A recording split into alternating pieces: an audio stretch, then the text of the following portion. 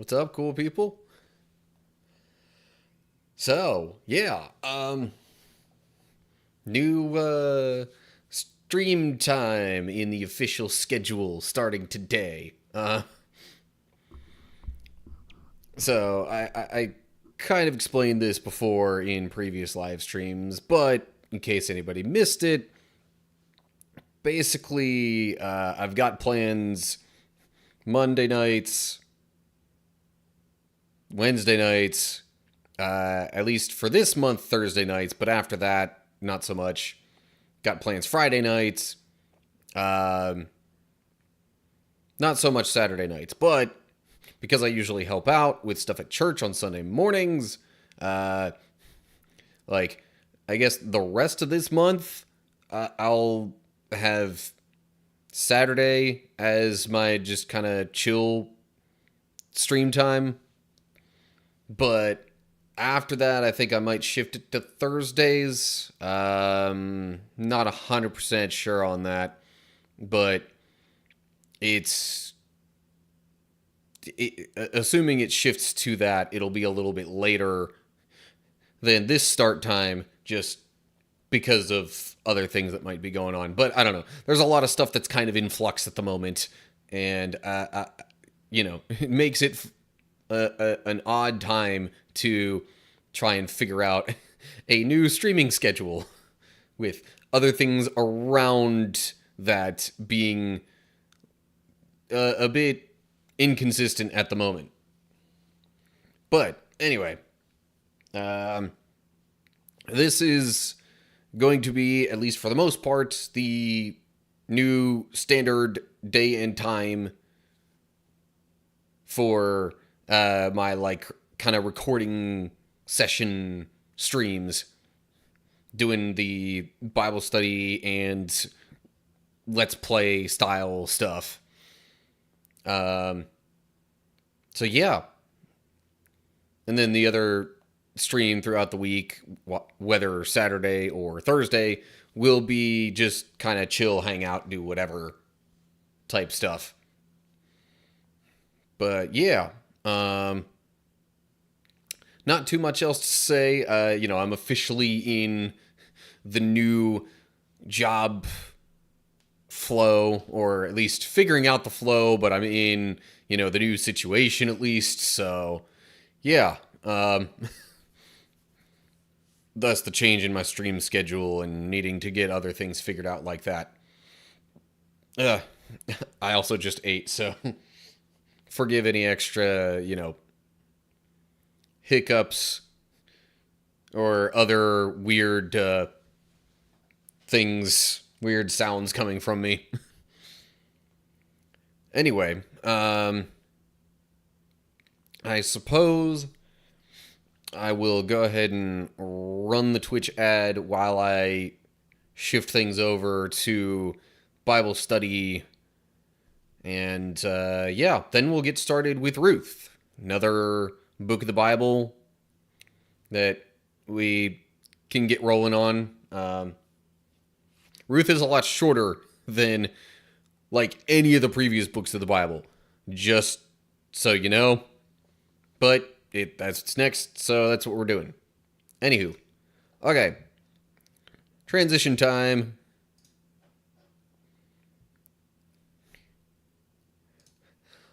If I had a sound effect on the board, or if I had a sound effect at the ready, I would totally run the whole like old cartoon like sort of thing. But anyway, all right, I have to move a couple of windows around for like chat and activity stuff. Of course, I'm realizing I hadn't actually checked my sound coming out of either stream output, whether Twitch or YouTube. But seems like it's working okay. Some of it's a bit behind, but meh, whatever. Right, okay. Get that there. Pop out the chat for that. And yeah, okay. Just about ready to get this thing rolling. Just need to do a little bit more movement of pop out windows. Why did that like freaking full screen? I clicked nowhere near the spot where that should have happened. Anyway. Okay. Now that the really boring maneuvering of stuff is done, time to do some Bible study. So yeah, there's not a whole lot of background context to give that isn't already included in Ruth here, but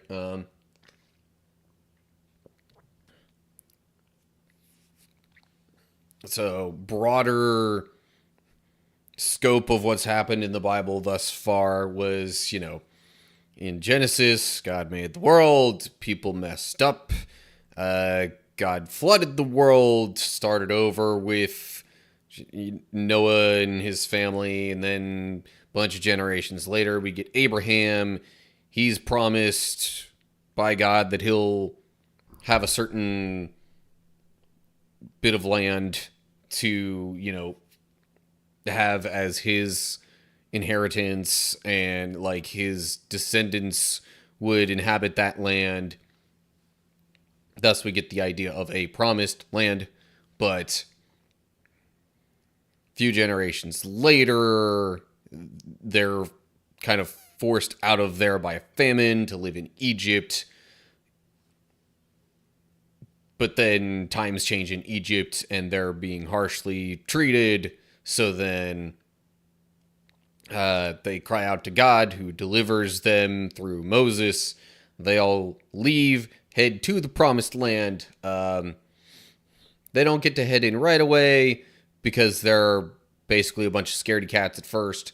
But eventually, they're, the next generation after them gets to enter the promised land. They conquer most of it, but there's little bits that maybe didn't quite get conquered. Hey, welcome Raiders. How's everybody doing? Thanks to Papstio in particular for the raid. I am just getting started with some Bible study stuff, and I'm, in my progression through the Bible from cover to cover, or at least the digital equivalent. I'm just about to get started with Ruth. So, good time to join in, I guess, as we're just starting a new book of the Bible. But anyway, so yeah, Ruth is a good book, story-wise in particular. I mean, also, like, there's good stuff to learn from it, but yeah. Definitely a more enjoyable experience, most people would agree, than stuff like, say, Leviticus or Numbers or a bunch of other books like that. And a kin of Jesus, so it's got that going for it. Yeah, Ruth is somewhere in the genealogy for sure, which is interesting because I think Ruth is one of the few, maybe even only two women that really get mentioned in the genealogy of Jesus. But, yeah. So anyway, about to get started with this. I don't want to dig too much into context before I actually start reading through the chapter, because it gives a little context on its own, really. So anyway, let me get rolling with this. And, okay. So, Ruth chapter 1. Now, Ruth is, placed in the Bible after Judges. It actually chronologically takes place during the time of the Judges. It says that in literally like the first sentence of this chapter. So, context-wise, that's the main bit of information to know. So, like, Israelites are in the Promised Land, but they don't have a king or anything like that yet. And it's in that time frame where it, like, kind of cycles around between, oh, hey, we really like God and we're going to follow God. And then, we're fine. We'll just stop worshiping God. And then, oh, no, things are bad. God, help us. And then they get helped. And, all right, hey, we like God again. So in the midst of that whole cycle of Judges, this stuff happens. But context-wise, I don't think there's too much else that really needs to be considered for this. So, let's have a look-see here at Ruth chapter 1. In the days when the judges ruled in Israel, a severe famine came upon the land. So a man from Bethlehem in Judah left his home and went to live in the country of Moab, taking his wife and 2 sons with him. The man's name was Elimelech, and his wife was Naomi. Their 2 sons were Mahlon and Chilion. They were Ephrathites from Bethlehem in the land of Judah, and when they reached Moab, they settled there. Then Elimelech died, and Naomi was left with her 2 sons. The 2 sons married Moabite women. One married a woman named Orpah, and the other a woman named Ruth. But about 10 years later, both Mahlon and Chilion died. This left Naomi alone, without her 2 sons or her husband. Okay, so let me just say, when it says it left Naomi alone, like, not really alone, but she then was the only actual, like, Israelite left in her immediate family circle. Because no sons, no husband, and they were, I guess, the only immediate family that had left and gone to Moab. But, yeah, whole bunch of kind of just bad circumstances piling on top of each other for Naomi here. Because the only reason they left Israel in the first place was because of a famine. And then her husband dies, then her sons die. So basically it's her and her daughters-in-law, as far as what we've read here and who's still alive. All right, verse 6. Then Naomi heard in Moab that the Lord had blessed his people in Judah by giving them good crops again. So Naomi and her daughters-in-law got ready to leave Moab to return to her homeland. With her 2 daughters-in-law, she set out from the place where she had been living, and they took the road that would lead them back to Judah. But on the way, Naomi said to her 2 daughters-in-law, "Go back to your mother's homes, and may the Lord reward you for your kindness to your husbands and to me. May the Lord bless you with the security of another marriage." Then she kissed them goodbye, and they all broke down and wept. I mean, they were essentially all that, each other had left in terms of companionship. So, understandable that it would have been a sad situation piled on top of an already sad situation with, the loss of their other family members. Now, Naomi would maybe have some other relatives back in Judah that, she could maybe live with, or that would at least help provide for her or something, but there wouldn't automatically have been anything there for her daughters-in-law. So I think that was her reason for telling them to maybe go back to their own families, because then they would at least probably have some people there to help care for them. Them all being widows at this point. But okay. No other thoughts thus far. I guess I'll continue on. Verse 10. No, they said. We want to go with you to your people. Okay. Let's see why they thought that, maybe. But Naomi replied, why should you go on with me? Can I still give birth to other sons who could grow up to be your husbands? No, my daughters, return to your parents' homes, for I am too old to marry again. Even if it were possible, and I were to get married tonight and bear sons, then what? Would you wait for them to grow up and refuse to marry someone else? No, of course not, my daughters.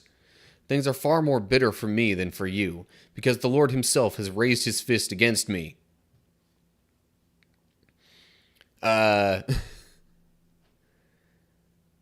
So there's no telling exactly, at least, based purely on the Bible, what the rules were around, widows remarrying in Moab.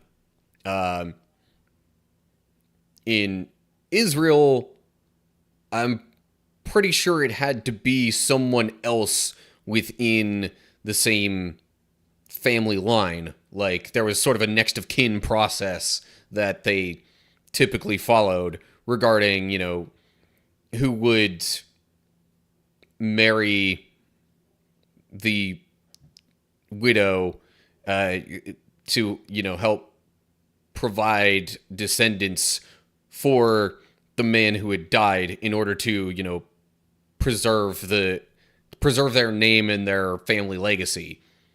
Now,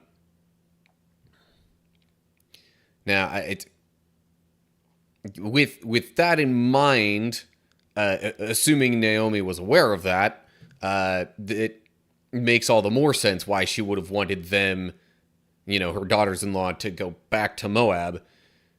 Because, who else was there? It mentions no other, it doesn't mention Elimelech having any brothers. It doesn't mention, who else might have been the next of kin, so to speak. Plus, it definitely didn't state Elimelech having any other sons that they could have married. If he did, they would have already been there with them in Moab, in all likelihood. So, the next of kin process then gets all the more complicated. And again, not knowing for sure what the procedure might have been in Moab, it might have been just all around easier for them to, find new husbands in Moab. It's understandable that they don't want to leave, because she's basically all that they have left. But,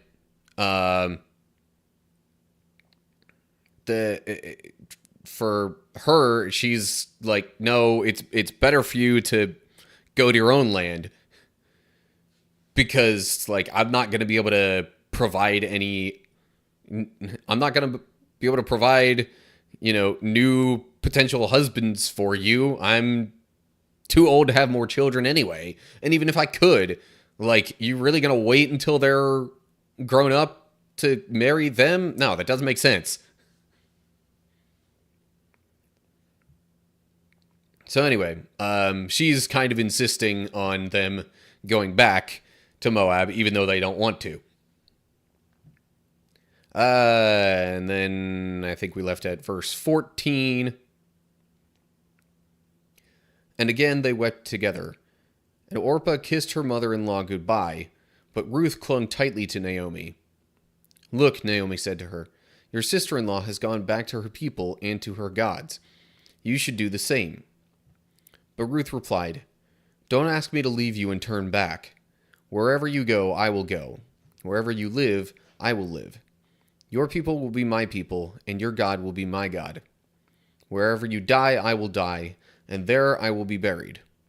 May the Lord punish me severely if I allow anything but death to separate us. When Naomi saw that Ruth was determined to go with her, she said nothing more. Okay, so Orpah has decided to go back to Moab. Ruth insists on staying with Naomi, though. So that means she will then be moving to and living in Israel. And yeah, it's with all that she said there in verses 16 and 17, it's pretty obvious she's determined to stay no matter what.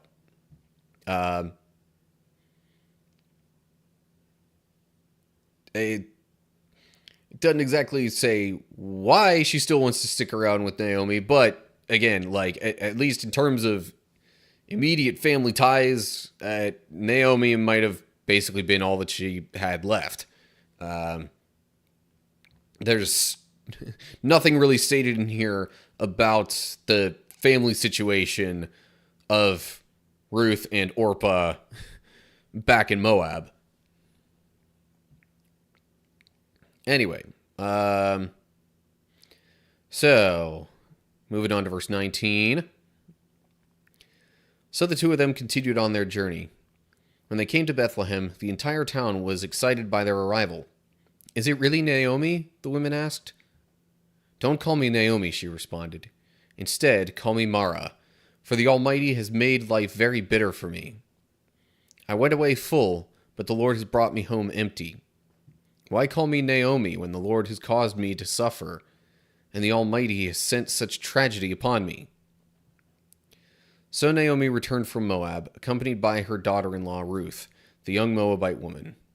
They arrived in Bethlehem in late spring, at the beginning of the barley harvest. And since we're down near the bottom here, we can just read what the footnotes say down here. So where it says Mara, there's a footnote basically saying Naomi means pleasant, but Mara means bitter. Sure didn't seem like things were pleasant for her anymore. Thus, the name change idea. And then the second footnote appears when she says, why call me Naomi when the Lord has caused me to suffer? Could be read as has testified against me rather than has caused me to suffer.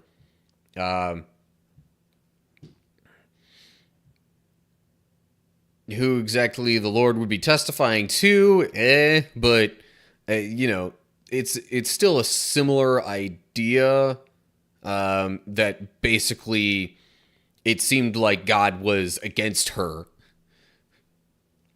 Because in her mind, she's like, well, God's, caused or at least allowed all this suffering in my life. Clearly he's got a problem with me. So, yeah, that's kind of where we leave things off with Ruth chapter 1. So they're in Bethlehem, specifically, right around the time of the barley harvest. And that'll be kind of relevant information for the next chapter. So, keep that in mind as we progress. But that does it for chapter 1, so let me make sure that I end my recording before transitioning to the next chapter.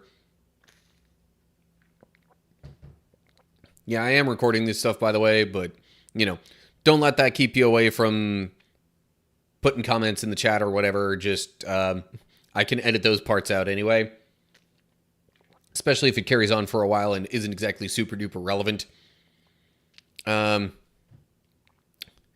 Also, okay, actually, backtracking for a sec.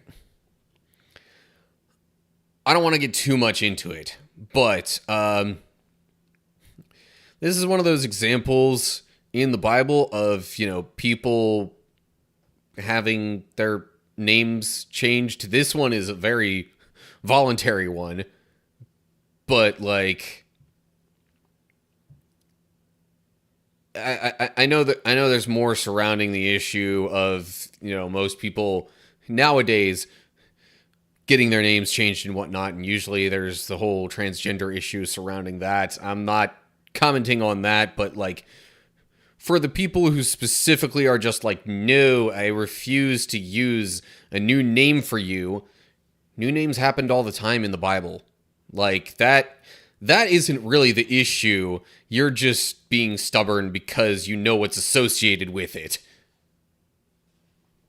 But anyway, I'm not here to get on a massive tangent about that kind of thing.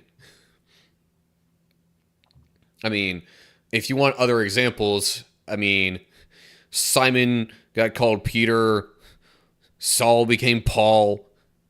We have Naomi here being called Mara. We've got Jacob being called Israel. Happens all over the Bible. But yeah, it's not really the name change aspect that's the issue nowadays with that conversation. So let me not dwell on that too much more. If you have any thoughts, feel free to let me know. But trying to stay more so focused on the actual, Bible content itself, not necessarily issues that are tangential to that. Anywho. Alrighty. Suppose let's get into chapter 2 then. Just note that I will, for the sake of recording, start things off as if it's been a while since the first chapter was read or listened to. So, like, I'm going to put some context stuff in the beginning of the recording just because of that. So, apologies to anybody who's watching and might get bored with the redundancy. I'll promise not to go too long on it. Anyway. Okay, here we go.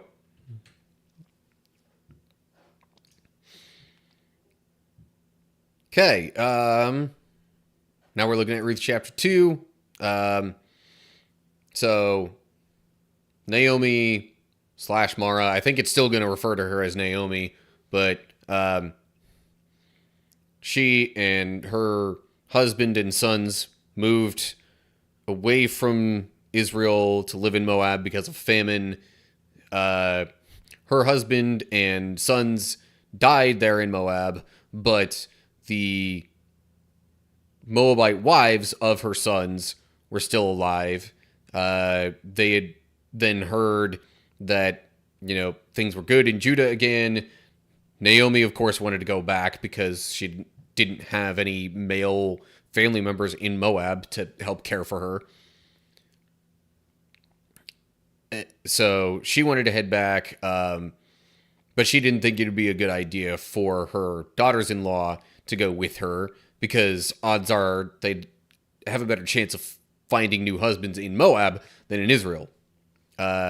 Orpah, her one daughter-in-law, eventually concedes and goes back to Moab, but Ruth decides to stick with her. So now Ruth and Naomi are both living in Israel, specifically around Bethlehem, and it's at this point about the time of the barley harvest, was what it said at the end of the last chapter. So, here we go. Time to get into Ruth chapter 2. Now there was a wealthy and influential man in Bethlehem named Boaz, who was a relative of Naomi's husband Elimelech. One day Ruth the Moabite said to Naomi, Let me go out into the harvest fields and pick up the stalks of grain left behind by anyone who was kind enough to let me do it. Naomi replied, All right, my daughter, go ahead. So Ruth went out to gather grain behind the harvesters, and as it happened, she found herself working in a field that belonged to Boaz, the relative of her father-in-law Elimelech. So, I don't know if it was necessarily required all the time to leave grain behind. I mean, this was in the time of Judges, so depending on where in that progression, people might not exactly have been following God's commands super closely anyway. I believe there was a command that said, no, they should leave, grain and whatever crops behind in the fields that just happened to like drop off the stalks or whatever was left over that hadn't been harvested, basically, leave that for widows and the poor and whoever else might have like really desperately needed food to get by and didn't necessarily have another way of providing for themselves.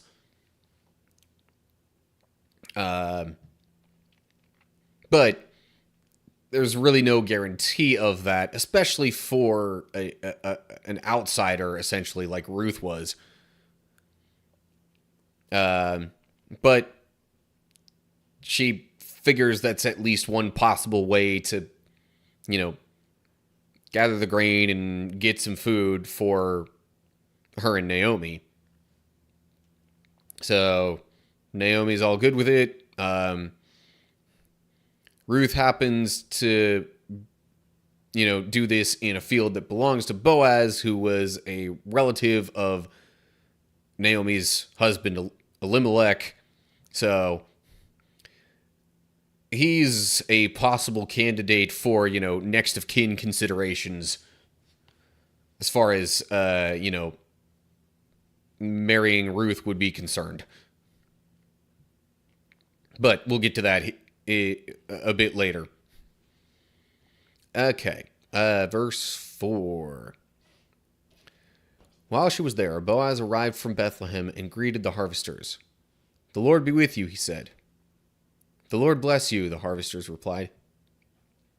Then Boaz asked his foreman, Who's that young woman over there?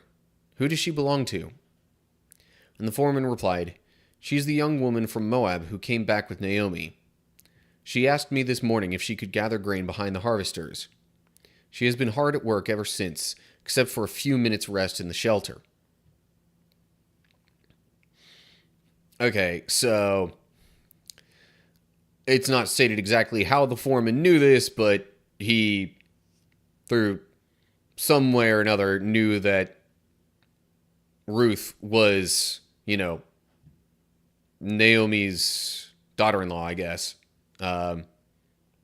Or at least that she was a companion of Naomi. So with the connection between Naomi and Boaz, essentially, I guess that means Boaz would have been... It just says he was a relative, not the exact familial relation to Elimelech. I was about to say, maybe that Boaz was his brother, but it doesn't say that outright. But anyway, so Ruth is working hard out in these fields trying to, gather grain, whatever's there behind the harvesters. Not taking anything from them that they would have wound up gathering themselves, but gathering her own grain behind them from what's left. So basically, Boaz asks about her. The foreman tells Boaz. And then we get to verse 8. Boaz went over and said to Ruth, Listen, my daughter, stay right here with us when you gather grain. Don't go to any other fields. Stay right behind the young women working in my field. See which part of the field they are harvesting, and then follow them. I have warned the young men not to treat you roughly, and when you are thirsty, help yourself to the water they have drawn from the well." Ruth fell at his feet and thanked him warmly. "What have I done to deserve such kindness?" she asked. "I'm only a foreigner." Yeah, but I think Boaz understands that there's a connection there, and, he says he was wealthy and influential, so I'm sure he had some resources to spare, and wanting to be kind to someone who is at least in some way connected to his family. He's wanting to help because it would potentially be more of a risk then for her to go to other people's fields where she might not be welcome. But he may or may not get into that later. For now, let's move on to verse 11. So, Ruth had asked, what she did to deserve this, and that she's just a foreigner. So then Boaz replies in verse 11. "Yes, I know," Boaz replied. "But I also know about everything you have done for your mother-in-law since the death of your husband. I have heard how you left your father and mother and your own land to live here among complete strangers. May the Lord, the God of Israel, under whose wings you have come to take refuge, reward you fully for what you have done." So, he also is sympathetic to her because of, her willingness to stick with Naomi and the risk that she took there. Okay, what? Sorry, I got a little message popping up in the corner of my window that y'all couldn't see because of my face cam, but something popped up in the corner of my screen about an extension for Chrome not really working right. Anywho. So, now that he's stated some of his reasoning, we get to verse 13. "I hope I continue to please you, sir," she replied. "You have comforted me by speaking so kindly to me, even though I am not one of your workers." At mealtime, Boaz called to her, "Come over here and help yourself to some food. You can dip your bread in the sour wine." So she sat with his harvesters, and Boaz gave her some roasted grain to eat. She ate all she wanted and still had some left over. When Ruth went back to work again, Boaz ordered his young men, "Let her gather grain right among the sheaves without stopping her, and pull out some heads of barley from the bundles and drop them on purpose for her. Let her pick them up and don't give her a hard time."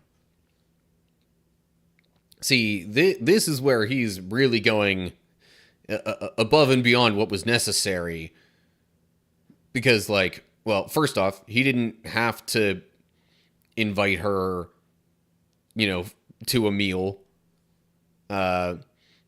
He also didn't have to intentionally let more grain be available for her, but he's doing so. So, Boaz is, I guess, one of those somewhat rare people in the Bible that is, wealthy and well off, but also still, is generally a good person.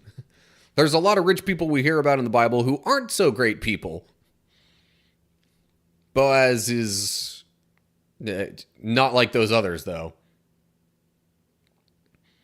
Not saying that it's completely unheard of, because, you get some people like King David or King Solomon or, even Job, one might argue, who were well off and, were still good people and even generally worshiped God and followed the law pretty closely. But anyway, maybe it's because of Naomi's situation that he's extra sympathetic to Ruth. In any case, Let's go to verse 17. So Ruth gathered barley there all day, and when she beat out the grain that evening, it filled an entire basket. She carried it back into town and showed it to her mother-in-law. Ruth also gave her the roasted grain that was left over from her meal. "Where did you gather all this grain today?" Naomi asked. "Where did you work? May the Lord bless the one who helped you." So Ruth told her mother-in-law about the man in whose field she had worked. She said, "The man I worked with today is named Boaz." Okay. The footnote there at basket, Hebrew says it was about an ephah, 20 quarts or 22 liters. So, picture like a 5-gallon bucket, but, in probably like woven basket form. That is apparently how much grain that she was able to leave with. And the assumption is that this all took place over the course of a single day. Because there's no mention of transitions of days in the midst of any of this. So, Naomi seems pleasantly surprised by all this, and obviously is grateful for it. So then after Ruth tells Naomi that she was in Boaz's field, then we get to verse 20. "May the Lord bless him," Naomi told her daughter-in-law. "He is showing his kindness to us as well as to your dead husband. That man is one of our closest relatives, one of our family redeemers." Then Ruth said, "What's more, Boaz even told me to come back and stay with his harvesters until the entire harvest is completed." "Good," Naomi exclaimed. "Do as he said, my daughter. Stay with his young women right through the whole harvest. You might be harassed in other fields, but you'll be safe with him." Okay, so she said it, not Boaz. But anyway, so Ruth worked alongside the women in Boaz's fields and gathered grain with them until the end of the barley harvest. Then she continued working with them through the wheat harvest in early summer, and all the while she lived with her mother-in-law. All right, so text-wise, that does it for the end of the chapter. We have some footnotes to look at, and I have a couple of thoughts before we totally wrap things up. But, so I thought I had remembered somebody mentioning to Ruth that, she might get in trouble, or in this case, harassed, to use the word here, in other people's fields. I just hadn't remembered that it was Naomi who said that. I thought maybe it was Boaz. Anyway. So the whole family redeemer concept was something I kind of talked about, at least conceptually, in the last chapter regarding the whole kind of next of kin idea, and basically the way that the Israelites would have determined who should be the next one to have the ability to marry, a man's widow.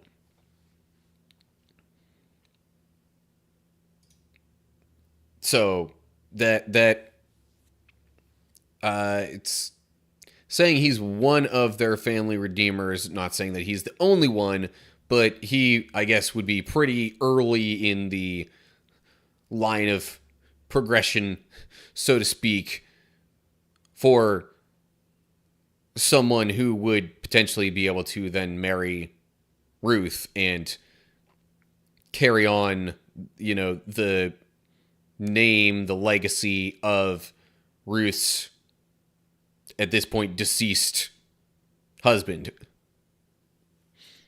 The one that was Naomi's son. So, that is kind of relevant to the whole situation. I mean, also just confirms the family connection that was there all the more, and a possible reason why Boaz was being so nice. Or he could have, I mean, he could have also been a nice person just in general, but I'm sure the family connection added all the more motivation for him. Anyway, footnotes.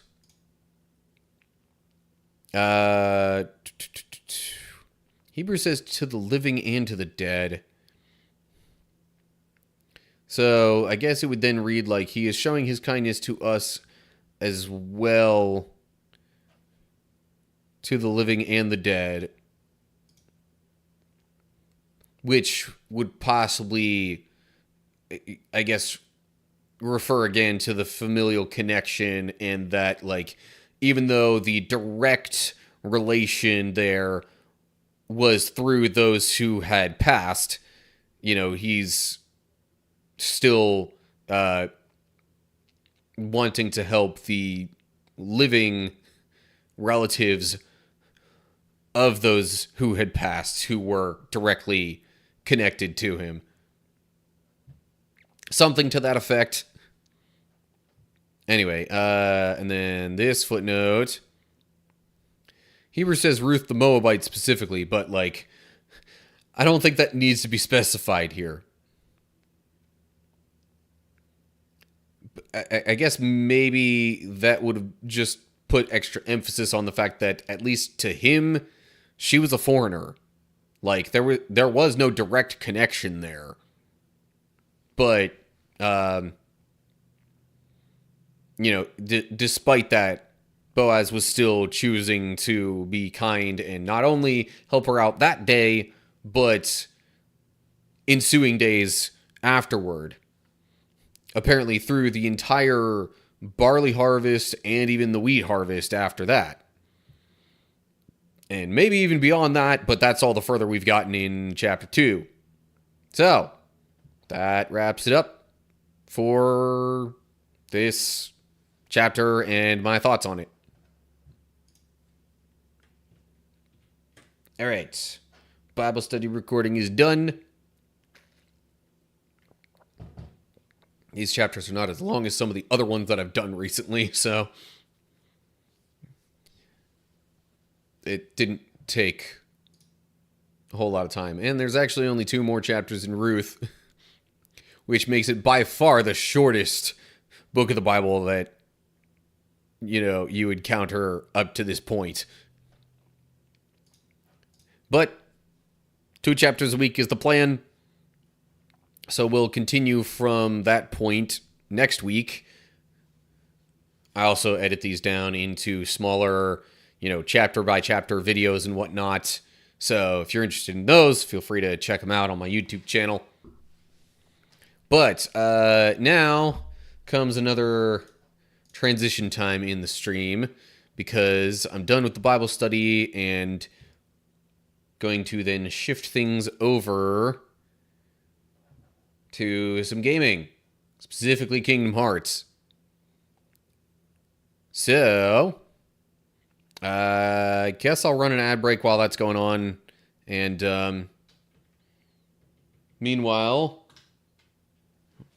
we'll just leave the Kingdom Hearts game menu up for your listening pleasure.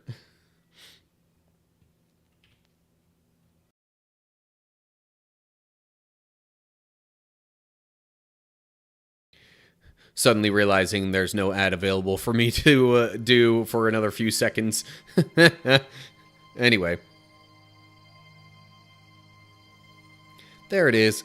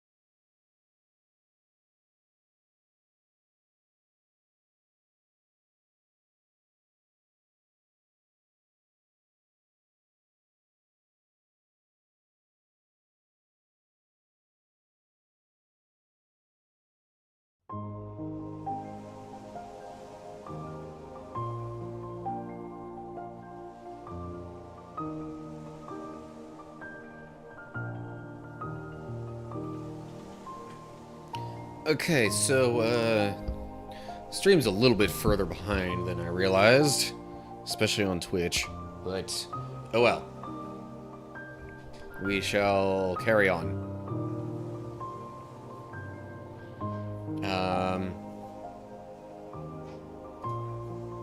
So, yeah. We left things off at the camp in the deep jungle. As much as I wanted to try to go to other places and, like, you know, use thunder for extra stuff and maybe even look into some other things back in previous worlds that we explored, yeah, kind of can't at the moment because of story reasons, I guess. Okay, real quick, I gotta, well, I would like to edit my stream info on Twitch to, you know, actually reflect what I'm playing now.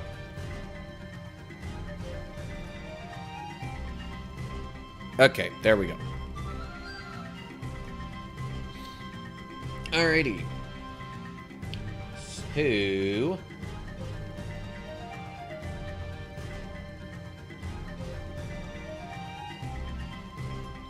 I will also be recording this stuff, just so y'all are aware, but again, feel free to engage in chat and all that good stuff.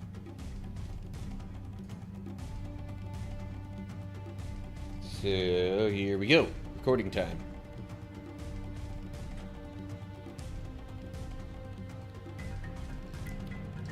Okay, so we're picking up right where we left things off because I literally couldn't go anywhere else. I guess for story reasons, it's not allowing me to right now.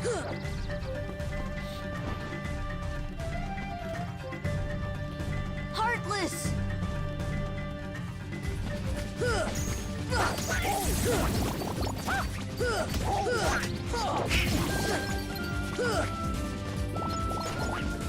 Thunder!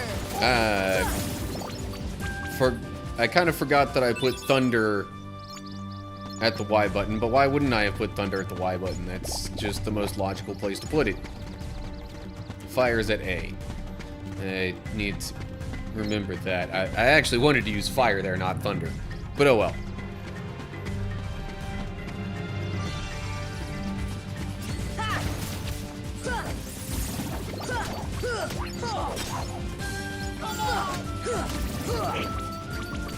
So, when last we left things, Clayton was,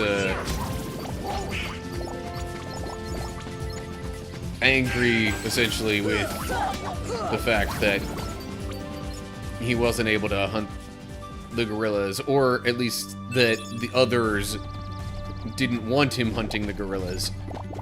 So he kind of decided he's just gonna go off on his own and do it anyway.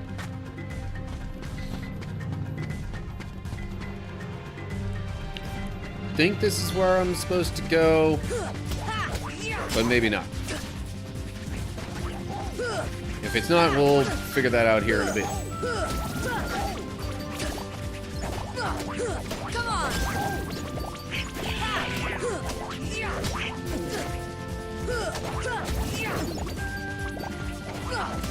Come on! And...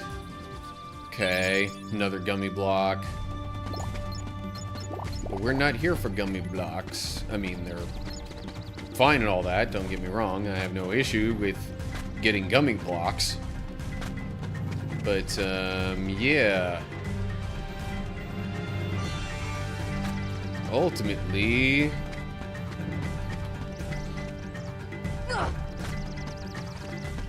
I don't know if we're necessarily supposed to be finding Clayton, but whoa. This is different. I don't remember this being a thing.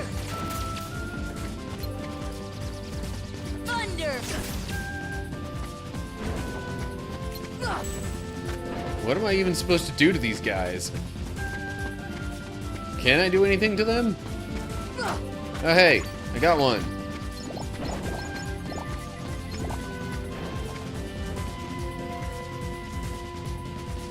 Am I supposed to, like, keep track of them as they move around or something?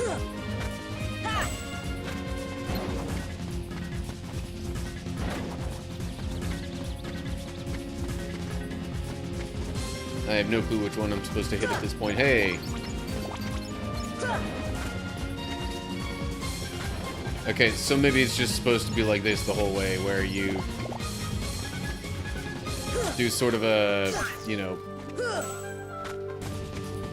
figure out which one's the real one sort of deal. Okay, so we're trying to follow that one. Good grief. I have no clue where it went. Lucky guess.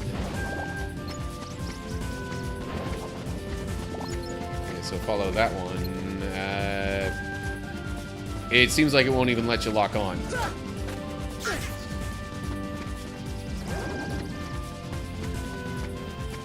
Maybe there will be like a big prize if you get a certain number of hits on it.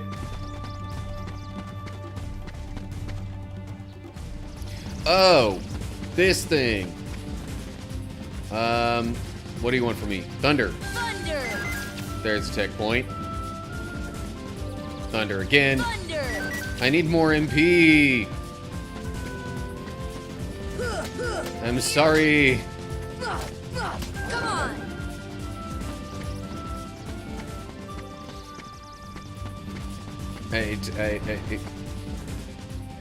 So if you do the right thing for those guys, they will give you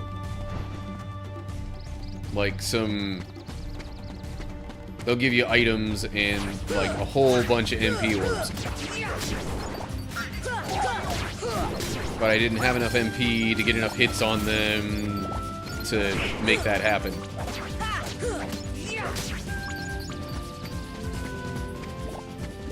Okay, so I guess maybe I wasn't supposed to go where I first thought I was. Maybe I'm actually supposed to try and go back to the gorilla nest or whatever. Or maybe the treehouse.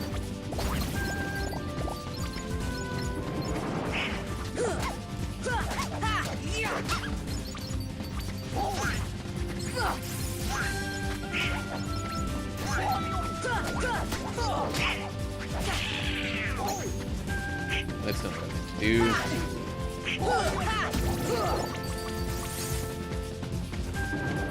For a second I was like, why did it disappear? I guess because I went too far in one direction and that was out of its range.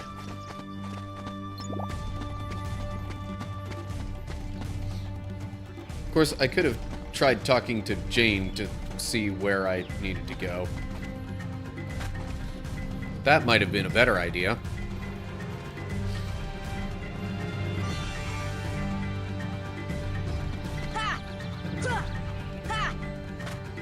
Okay, nothing too special over here. Ooh, treasure? Mithril. Not a mithril shard. Straight up mithril. Okay.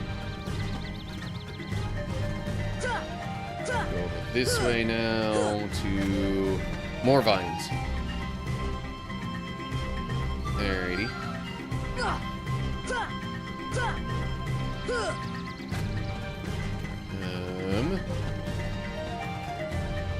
And then what? I go that way.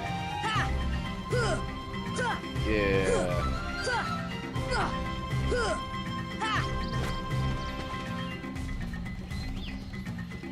This should... Okay. Takes me up here, more Heartless. Come on.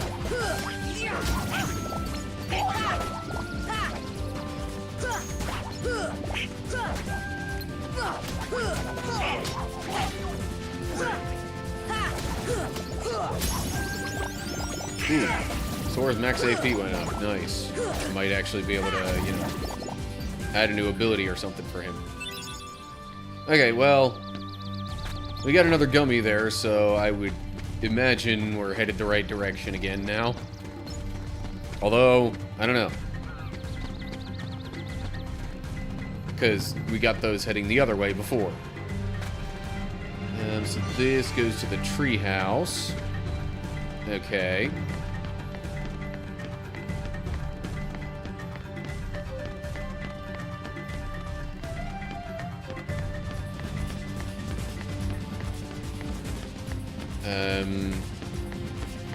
Battle?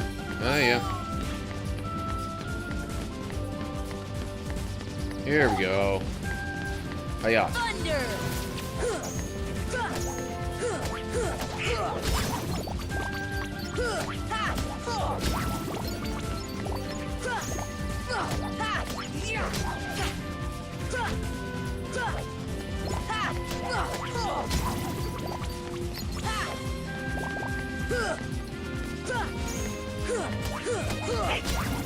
Yay for guard. So handy.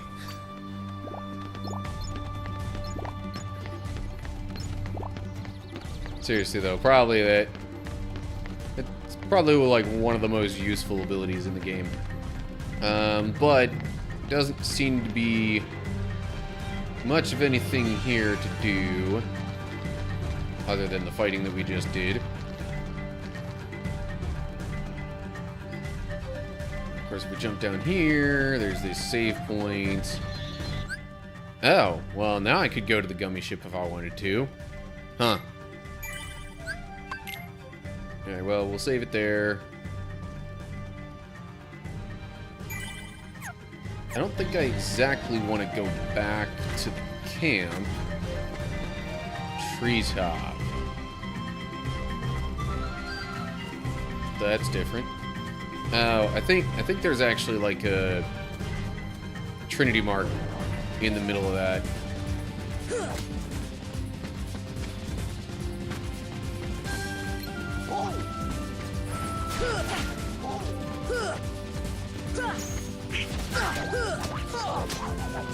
Okay, but now I'm back here. Come on!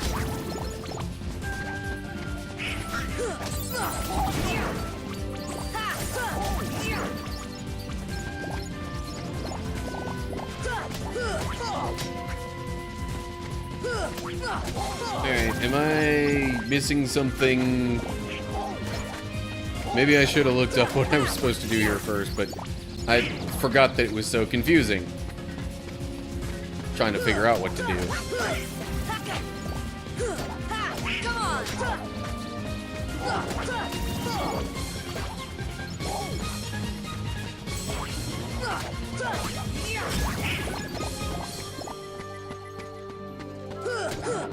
Okay, also, are these guys just gonna keep spawning around here, or what?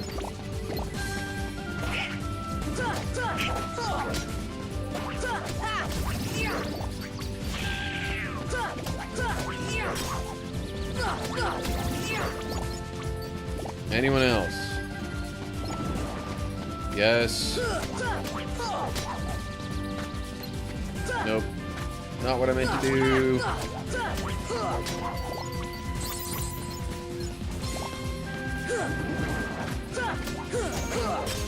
What is the deal? Why are there so many? Am I supposed to do something with these flowers? I'm probably supposed to do something with the flowers. Hold up. It's not gonna let me just examine them or anything. Blizzard? Deep freeze! Fire. Fire! Aha. Okay, it opened up when I used fire. Maybe that's the trick.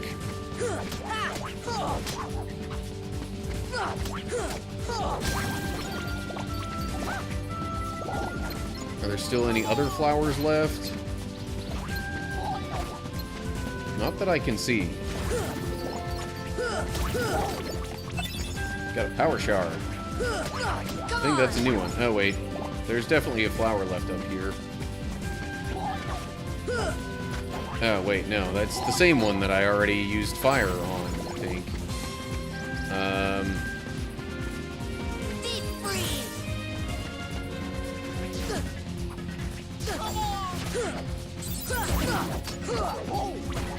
Honestly, I think it's because the flowers keep getting hit that these guys continue spawning. Come on.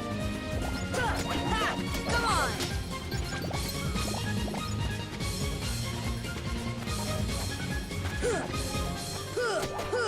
on.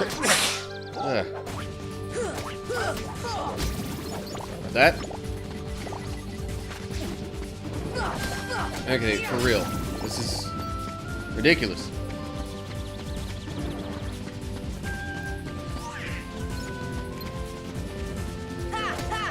I'm about ready to just leave.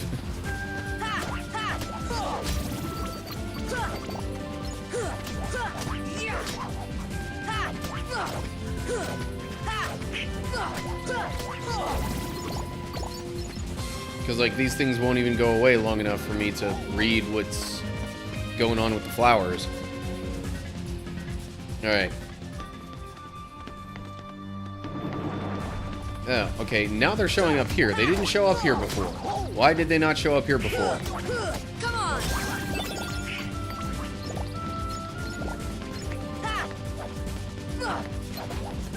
on. Come on.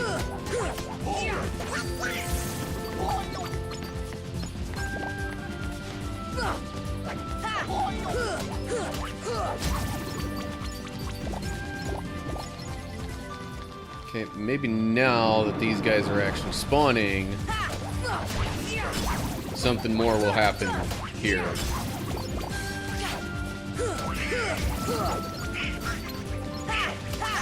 Jeez, I've already been recording for 15 minutes and practically nothing's happened.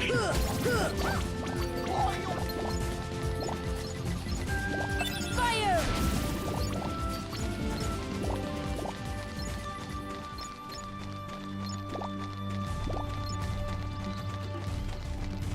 Okay, more over this way.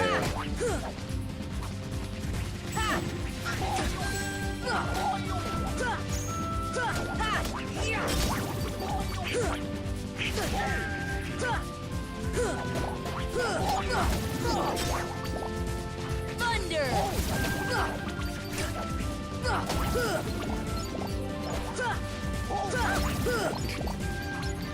Just the slight bump there from the log that's holding up the net caused the one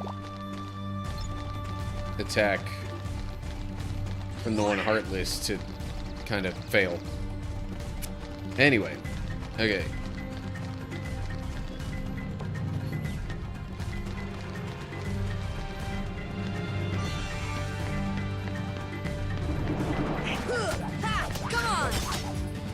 But in all seriousness, if this doesn't do it, then I really don't know. And I'll probably just be wandering around until I find what's the actual next, like, story event.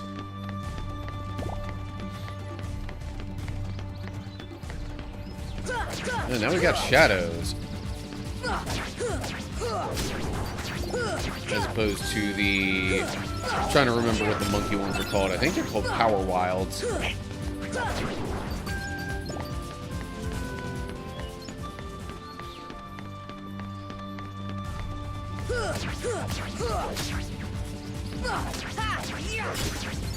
So these shadows are a little tougher than before.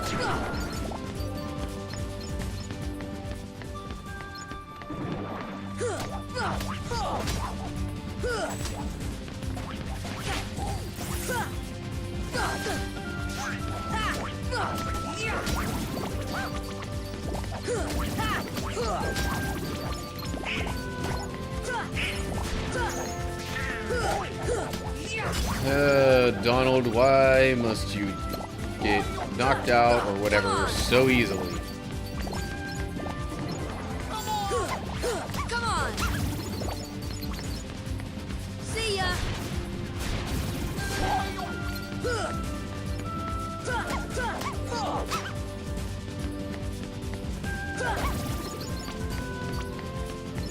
Okay.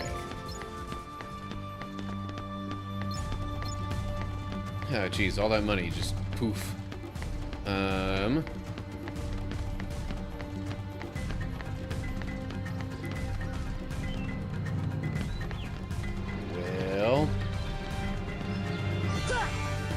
I've already gone up higher and gotten what I'm pretty sure I can get from there.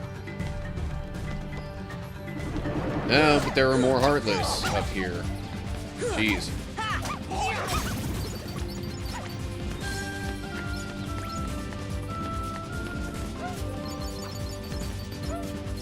Whoa. So wait, do we actually get more money from these things if we don't defeat them? Strange. But anyway. Alright, come on. Yep. Don't think there's anything I can do over on this side. But I'm gonna double check.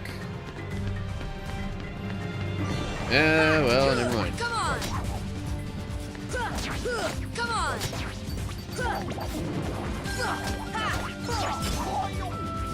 Duck on it. I keep knocking the enemies down to lower elevations, so then they keep respawning.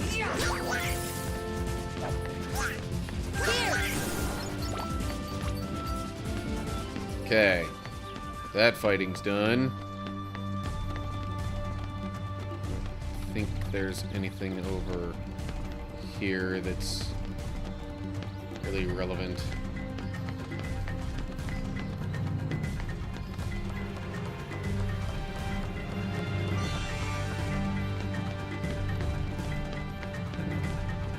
Yeah, this will quite likely be one of those situations where I just edit things down severely in the final version.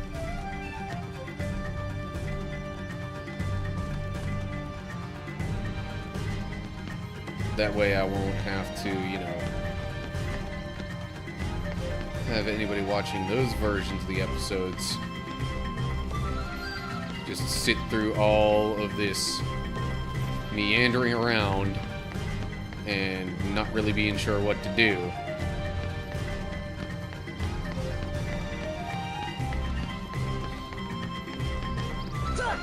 Yeah, really, in hindsight, probably should have talked with Jane from the get-go.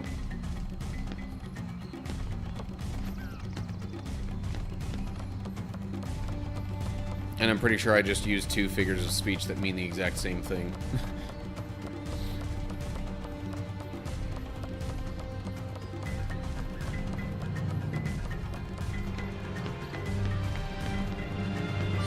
Any Heartless up here? Yes. These ones again. No! Well, phooey.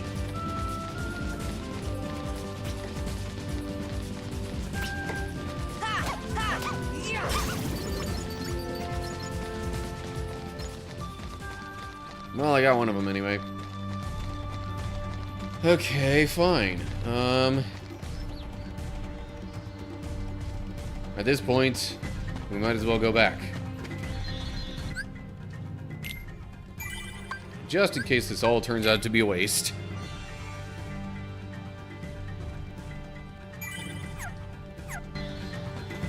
Alright, let's try going down here.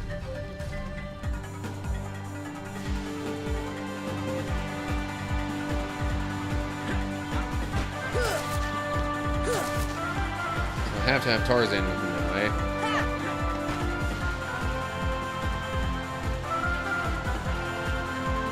There might be a branch in the path up ahead.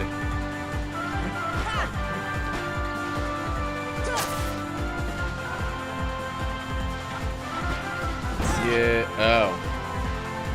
Did I have to intentionally run into that first? Maybe now that I've done that, it'll be open for next time. Oh, one of these guys again. That's gravity. I don't have that yet. Okay, let me... Thunder. Thunder. Fire. See ya. I'm like, you're freezing, you need fire. Thunder again. Thunder. Hey, there we go. Lots of MP orbs. And a Thunder Shard. Any more of these dudes around? Yes, there is one. That's gravity. I can't do that. Guys, I don't need you to be so close. Okay, thunder. Thunder.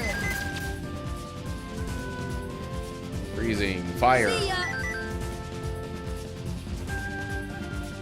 Don't have that one. Fire again. Blaze shard. So I think you can actually be more choosy with which spells you use. Thunder. And that'll get it to give you like a specific kind of shard. Stop doing the gravity thing. I don't have that.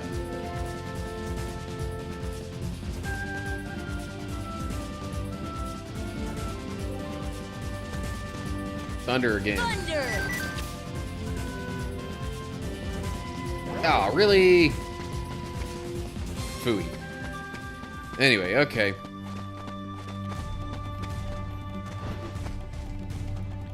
Still haven't exactly accomplished anything new here.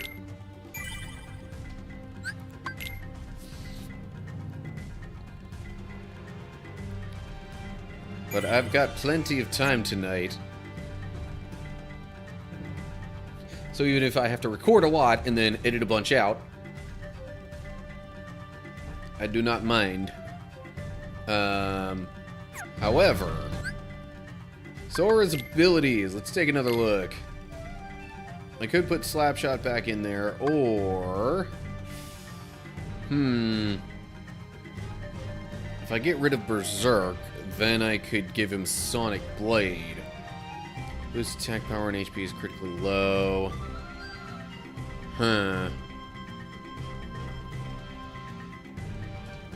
It's so close. If only I had an HP boost. Also, I'm removing charge because he can hit ground-based enemies easily enough.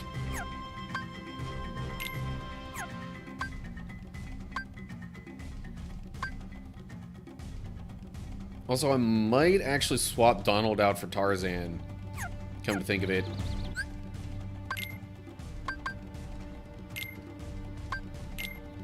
Because Donald just dies too quick. And then let me take a look at Tarzan's abilities. Critical plus increases odds of dealing critical damage. Equip more to boost effect. Well,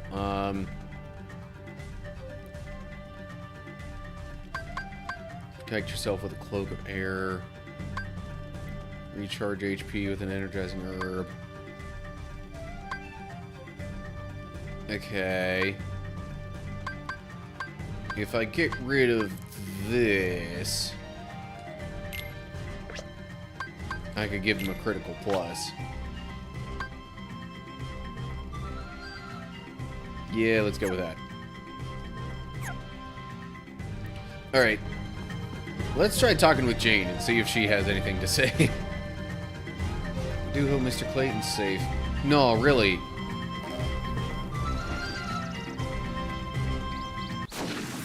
Okay, so it literally just wants you to meander around for a while before it triggers that.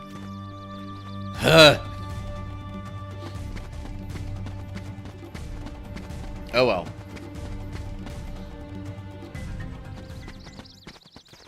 Cutscene. At least kinda. Well, okay. Not a very long cutscene.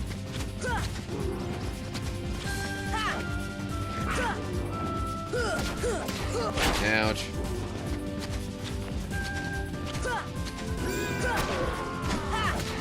Come on.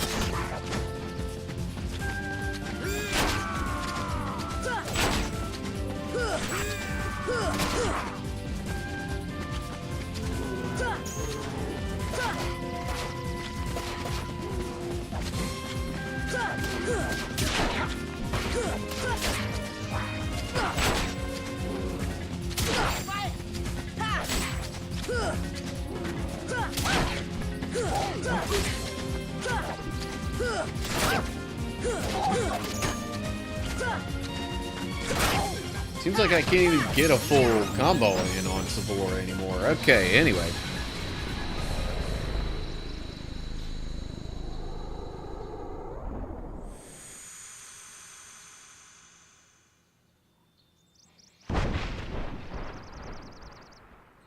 And we got a White Fang.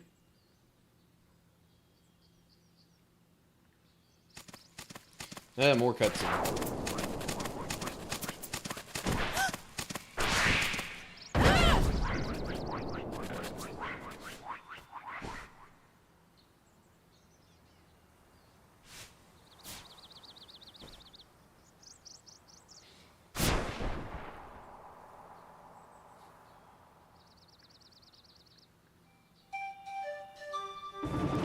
Alright, now for some regular fighting.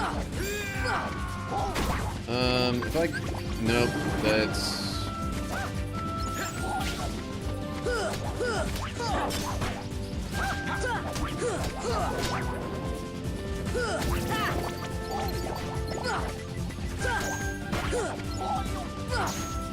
Here. Figured they were all pretty close, so using Thunder would probably hit most, if not all of them.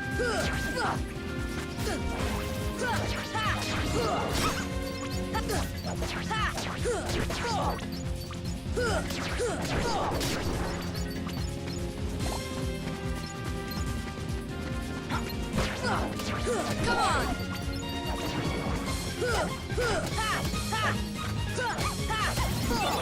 Alright, Power Shard. And a Lucid Shard. Okay.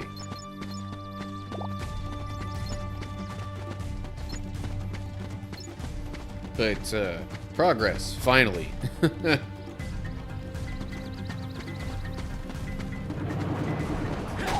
And the webcam's still out, I'm realizing. I think, after a bit of fighting here, this is where we're supposed to find Clayton again, but maybe not.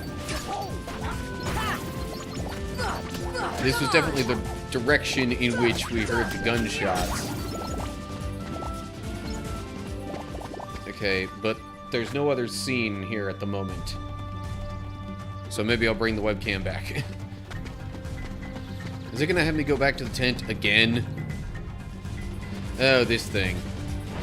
Okay.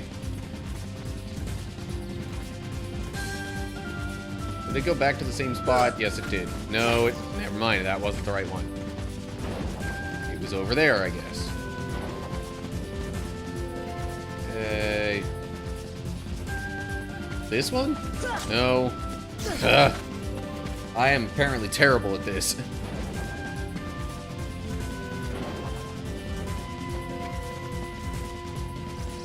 Okay, that one I know for sure.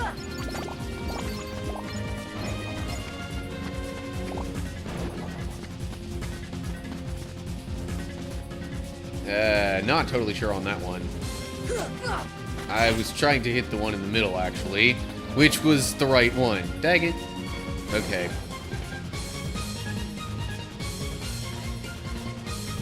I think we're in the middle again? Nope. Okay.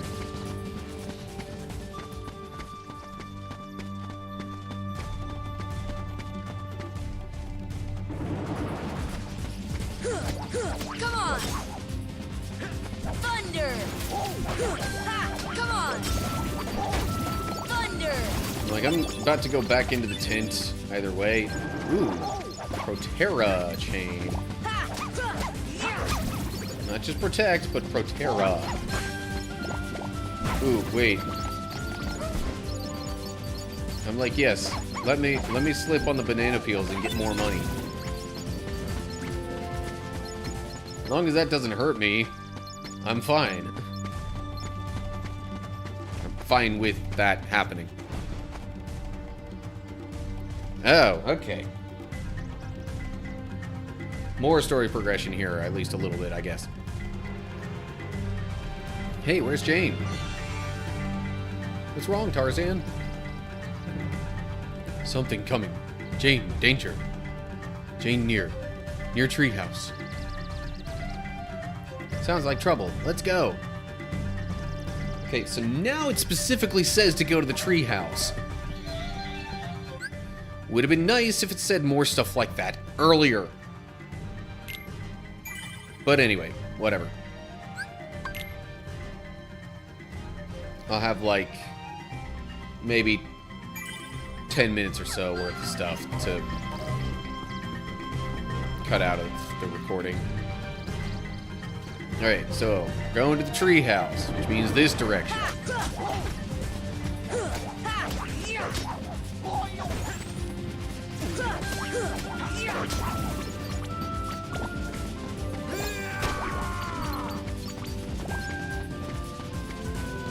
See ya.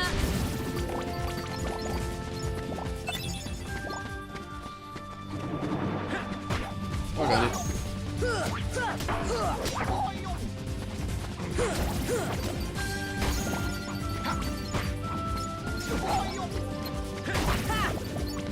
Yeah.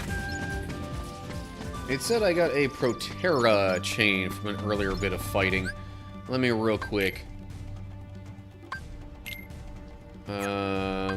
Yeah, let's put that on Goofy, I guess. Really, it'd probably help Donald even more, but oh well. Oh, and actually there's the White Fang, which slightly raises strength, defense, and max AP. Okay, would I rather lose a bit of fire protection to gain 1 strength point? Or maybe I could put that on somebody else.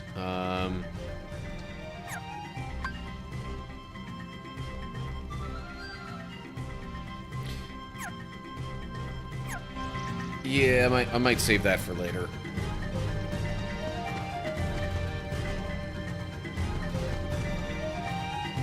Okay, up we go.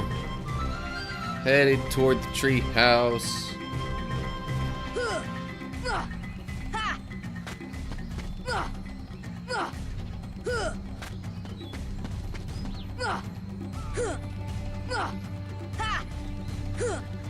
You'd figure Tarzan would be able to keep up pretty well with all this. All this vine swinging.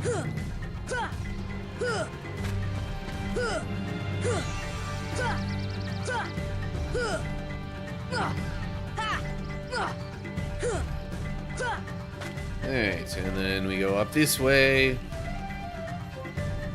to the climbing trees. Tarzan! Actually, no, there's no more there. The big black fruit looks suspicious. Big black fruit, yeah. Come on! Come on! Come on! Come on!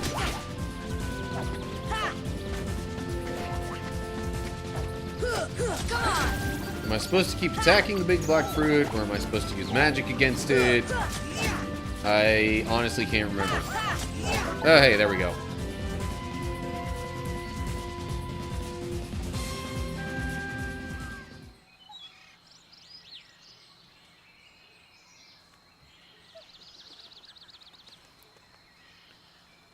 Clayton came to the tent, and that's the last thing I remember. Clayton? Gorillas trapped. Turk ran. We must help the gorillas.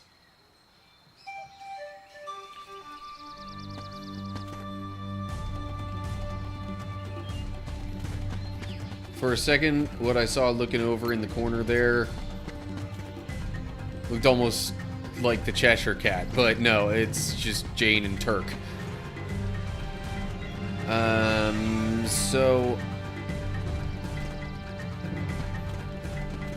am I supposed to keep going this way, or am I actually supposed to go to the tree house now? Does the journal say anything about that? Chronicle, probably not. Deep jungle. turret go? Yeah, no. Hold up. Yeah, no. Anyway. Alrighty. It's still progress, so might as well save.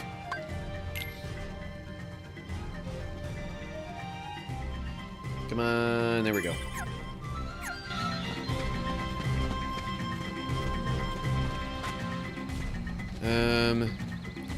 Let me try going up to the treehouse first.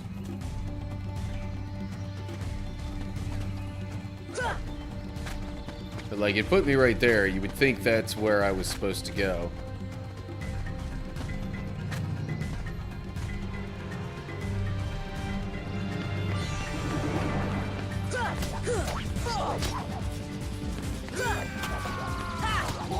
Come on! Come on! Okay, well, if anything really big was supposed to happen here, I figure it would have happened right away. And it did not. Therefore, I go back. So, what happens if I jump off here? Anything different? No, not really. Okay. Actually, real quick. Switching Tarzan with Donald. Done. Then... Okay, equipment.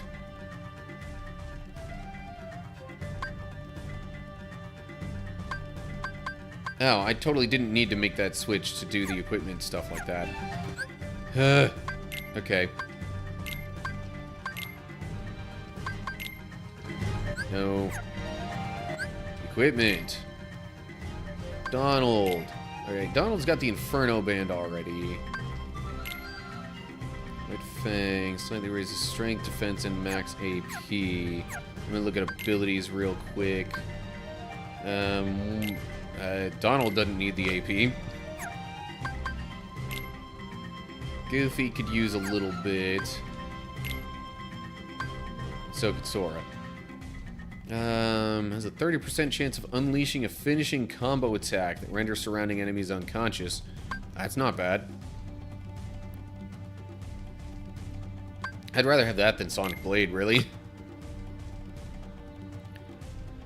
Because I don't have to, you know, specifically activate that. Alright, so, equipment, Goofy. Tell you what, let's give him the White Fang. And give Donald the Proterra Chain. Okay. Save those changes just in case.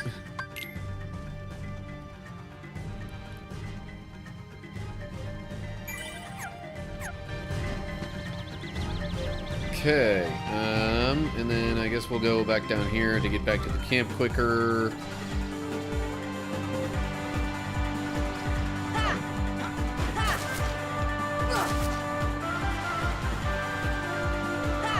I missed that one, but oh well.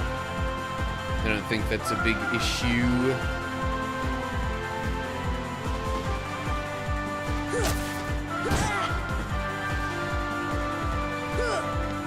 Can I go to the left now? No. Still blocked off. Eventually that'll open up. And will definitely be one of the side questing things that we can do later. Okay, so now if I go back to the place where I thought maybe I would find Clayton before, now I'll actually find him there. I think.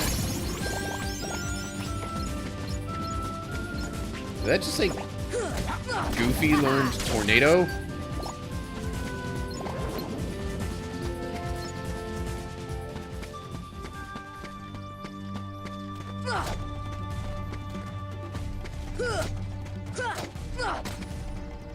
Come on! I don't know if hitting that actually does anything. I just felt like it. Not gonna bother saving, just wanted to replenish. Oh, hold up.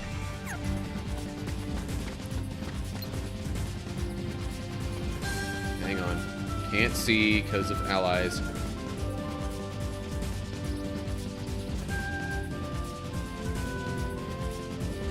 Alright, you know what? I don't have time for you. I mean, I do, but I don't have the patience. Is more accurate.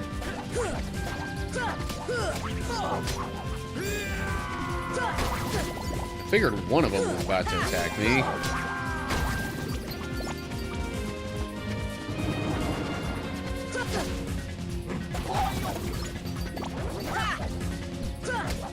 This is it. Hey, cool, I did the stun thingy. Twice. Yeah, that seems quite handy, actually. See ya. Oh, come on. It was right there. It, like, just barely missed. But anyway. Another power shard. Oh yeah, I'm gonna have a whole bunch of synthesis stuff to do eventually, too. Take that. Come on.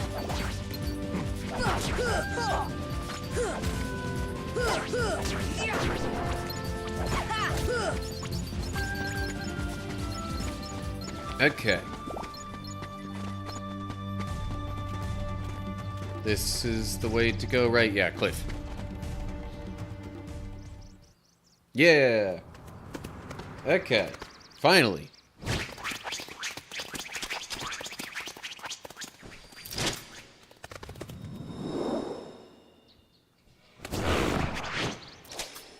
No!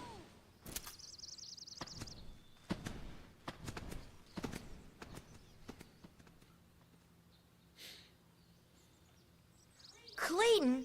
Not Clayton. Not Clayton. Alright, fighting time.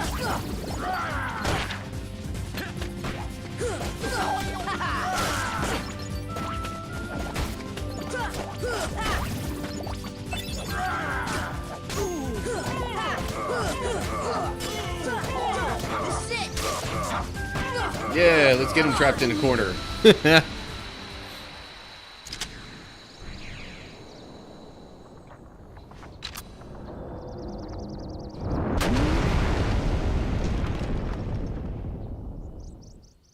What?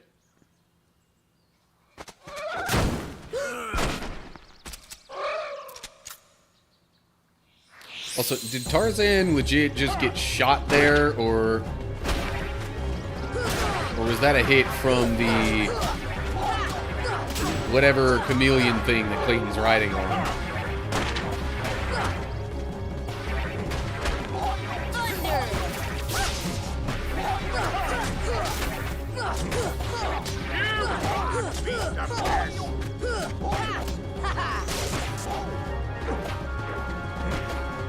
Now,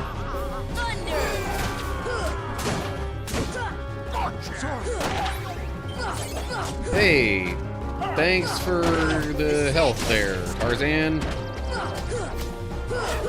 I was just thinking for a second, oh, maybe I should have had Donald here so I could have a little healing that's not dependent on potions.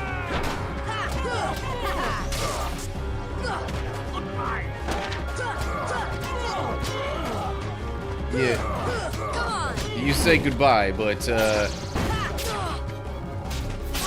clearly you're not saying goodbye to me. Or, you know.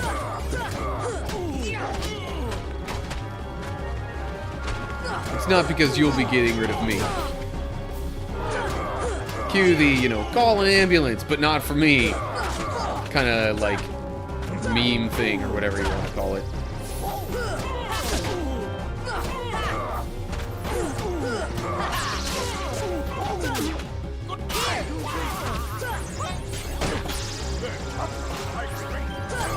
So am I supposed to be focused on Clayton or on the chameleon? It's not exactly made abundantly clear here.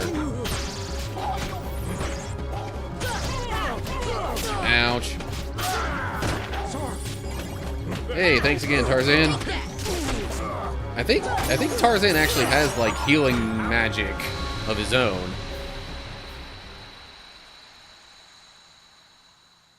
Or at least a healing ability thing. I don't know. Anyway.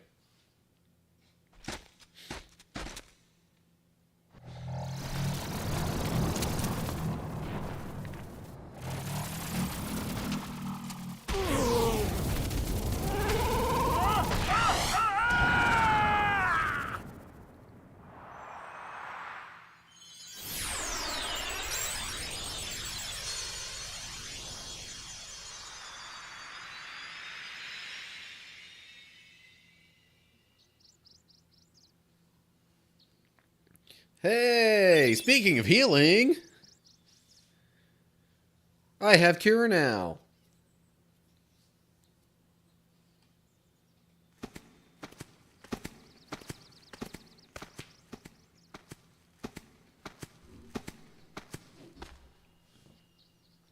Huh?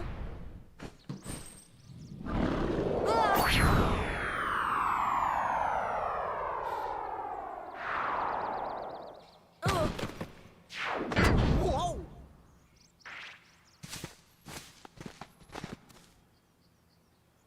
Like we couldn't have climbed up that?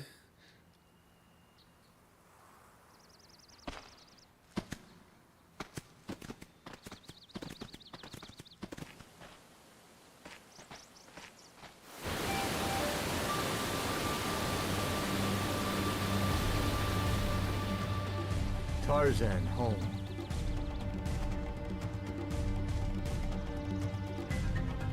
Okay. You know, I never really looked particularly closely at the water around here. Doesn't seem like there's much to it anyway. Waterfall Cavern. Treasure! Pretty sure there's a bunch of treasure all around here. More Dalmatians. So we got a Mithril Shard and then some Dalmatians.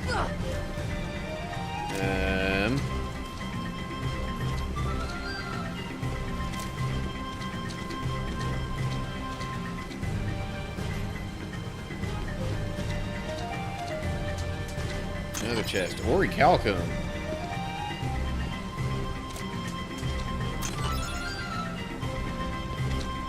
A substance that apparently was heavily featured in a particular, I don't know, sci-fi movie kind of thing lately.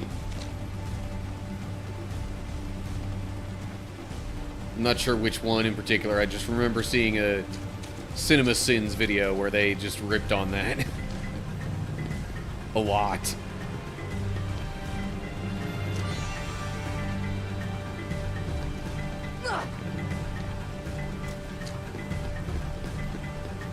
Question mark. Hey.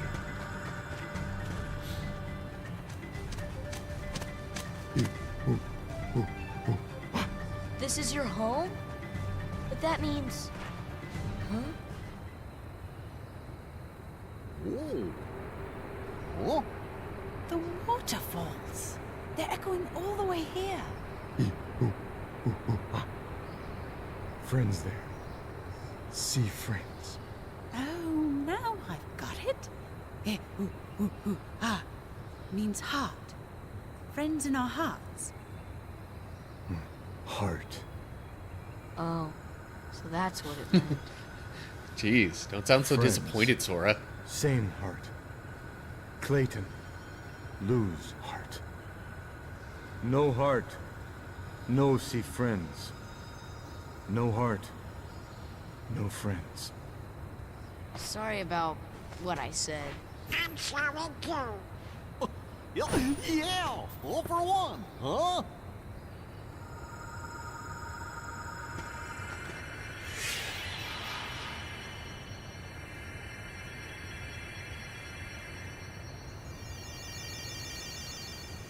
Fancy that, a keyhole.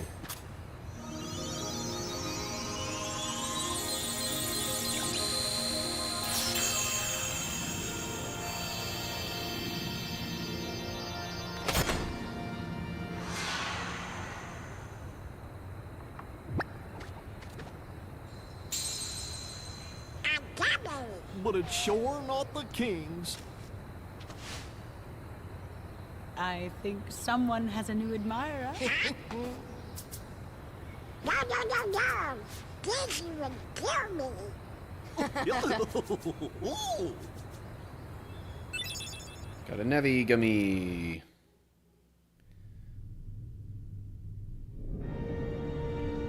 Oh, more from the villains now. What drew the Heartless to that world? The hunter lured them there. It was his lust for power that was the bait. But it seems the bait was too tasty for his own good. Yeah, he got chopped instead. A weak-hearted fool like him stood no chance against the Heartless. But the boy is a problem. He found one of the keyholes. Fear not. It will take him ages to find the ring. Besides, he remains blissfully unaware of our other plan. Yes, the princesses. They are falling into our hands, one by one. Speaking of which...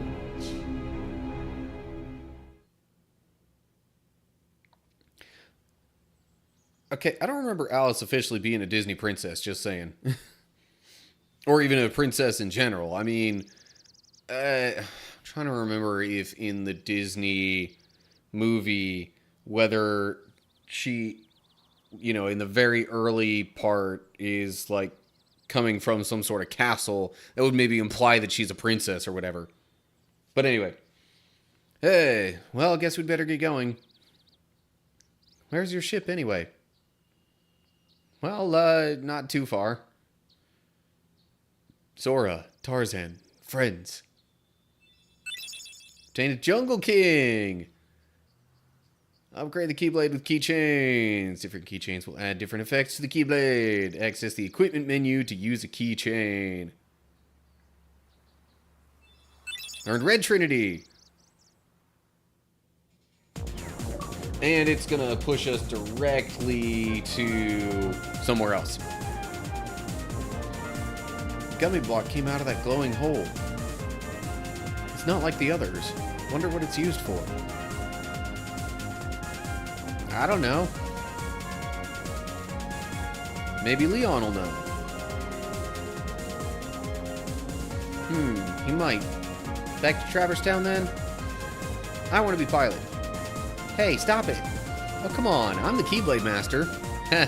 Master, you are not. Wielder, yes. But anyway, I don't care who you are. No. Here we go again. Wobble, wobble, wobble. Okay, well... Actually, I think I'll go this way, because I don't think I've done the reverse from Olympus to Traverse Town.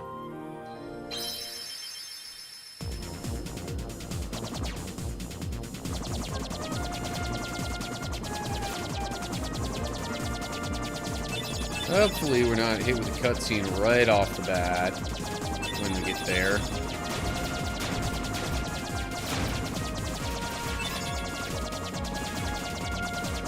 I do wonder if, you know, in times like this, maybe it would be a good idea to,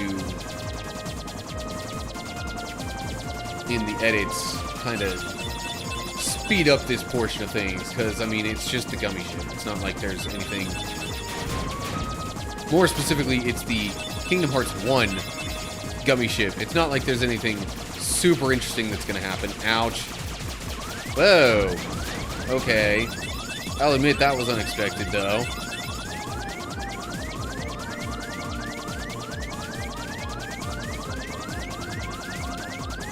Literally all I did was run into and through that, like, meteor thing. Alright, well, I'm about to pick up some health here anyway. Okay, yeah.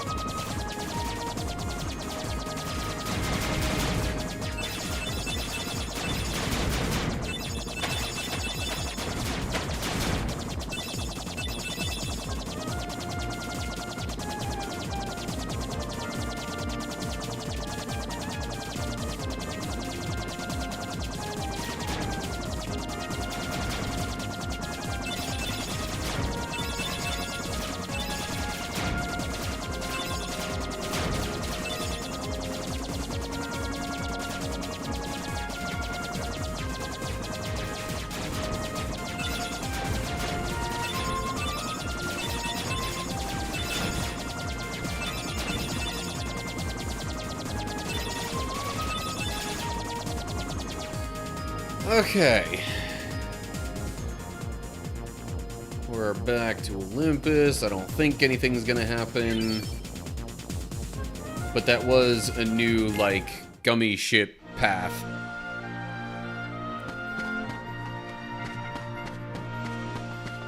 I would also potentially like to save. Let's talk to Herc real quick. The game starts soon. Now's the time to train. Blah, blah, blah.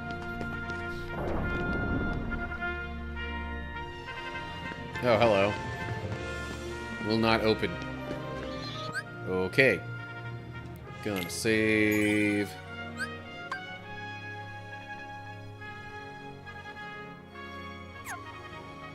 You know what? I'll save it over that one.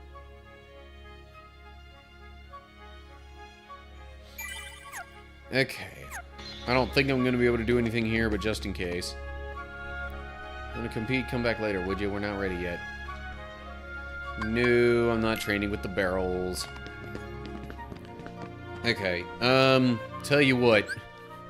As far as recording, I think I'll, wrap that one up there. And then I'll probably, like... Well... I'll probably start the, you know, gummy ship trip to Traverse Town. Probably record it just in case something happens immediately upon my return. And if not, just pick things up there. But that's just the one recording. Stream will still continue. However, I kind of need a bathroom break. So, let me go ahead and,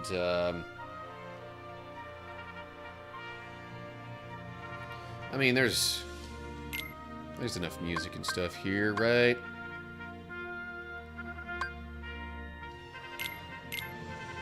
I've got a bunch of protect chains that I'm gonna want to sell eventually. Let me double check everybody's abilities here, too. Tornado.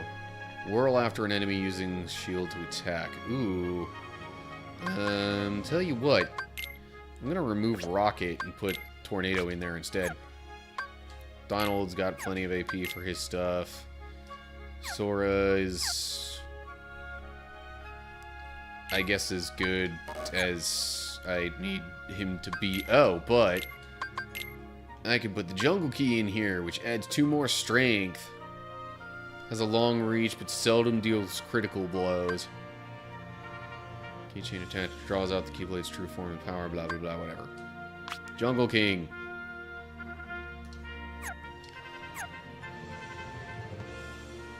Alright, so now I'm gonna save again, and then we'll, I'll get to that little bathroom break of mine.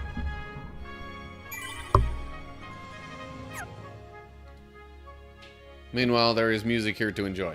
So, yeah. Be back in just a minute.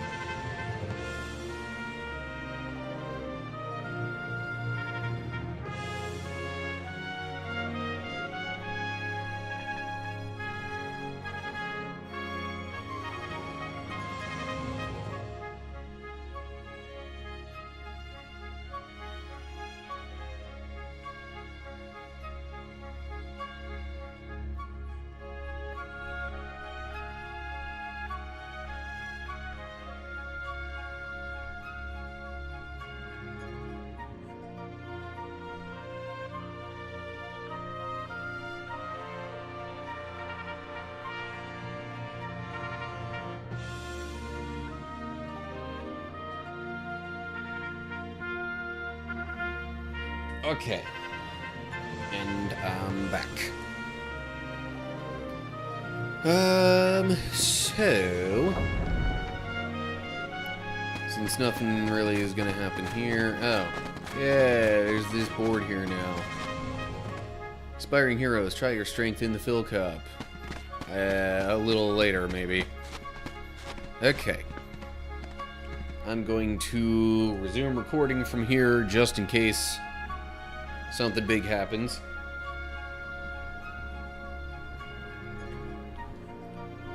Alright. About to head to Traverse Town. I am recording just in case something happens immediately upon my return.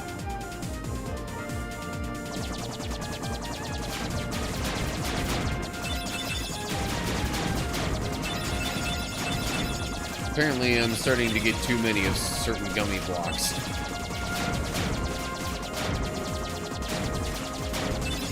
Too many meaning that, like, I can't pick up any more of them and actually keep them.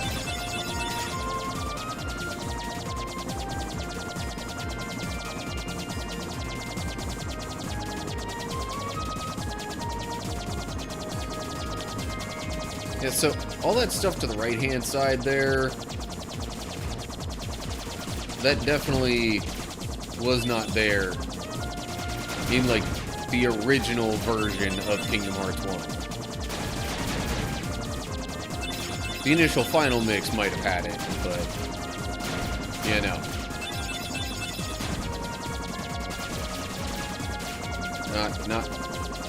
Not the actual, like, first release.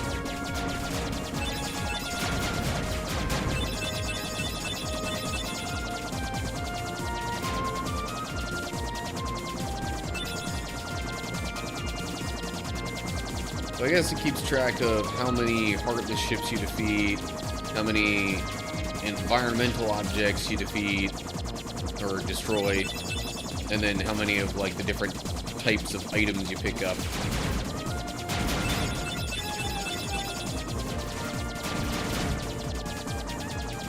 At some point I might want to mess around and actually, like, make a different gummy ship, one that would hopefully be a bit better and or more interesting.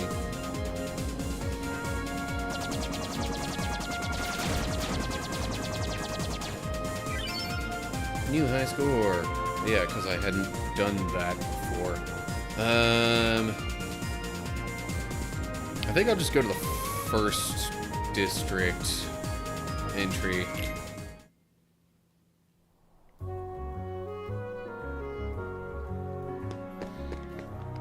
Okay, nothing happening, like, immediately.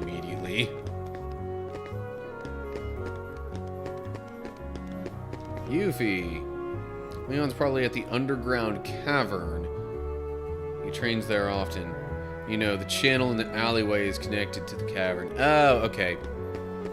So I need to go to the alleyway, which I can get to from the second district.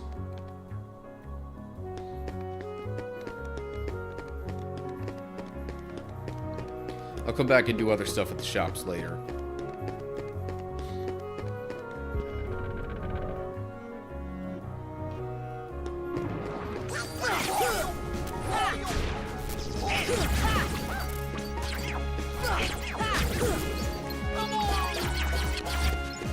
Oh yeah, that tornado attack is a good one. Glad I gave Goofy that attack. Yeah, there might be some abilities that have been changed around ever so slightly since the last recording.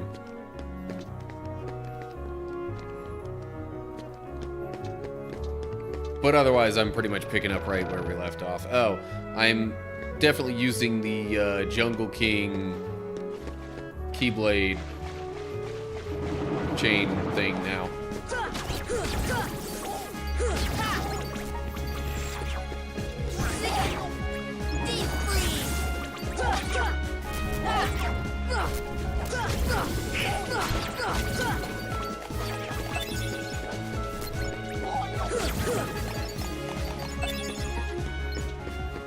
Picked up a couple of thunder shards from these guys. Alright. Come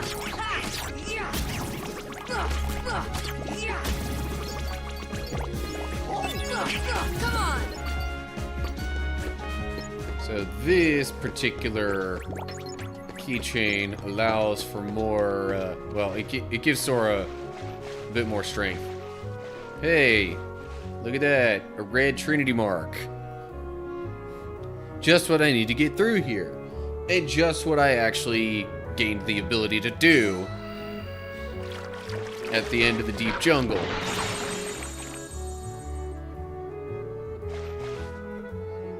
Secret waterway. Hey. Leon. How's it going? So, you found the keyhole. Yeah. The Keyblade locked it automatically. Good. Every world among the stars has a keyhole, and each one leads to the heart of that world. There must be one in this town as well. What do you mean? It was in Ansem's report.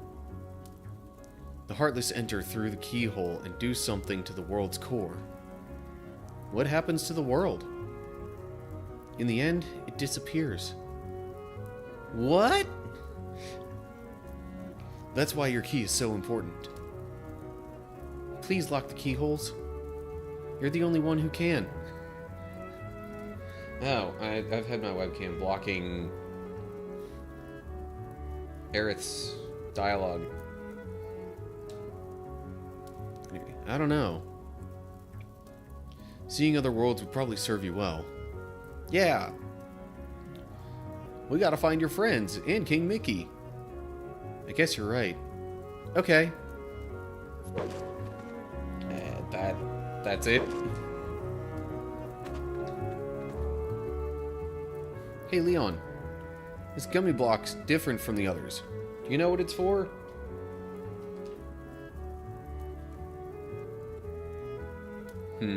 Thinking. Brooding. Thinking. Ask Sid. He should know. Wait, Sora. Take this with you. Taint Earthshine. This stone holds some mysterious power. I've been carrying it for luck. I want you to hold on to it. How do you use it? Not really sure. Okay.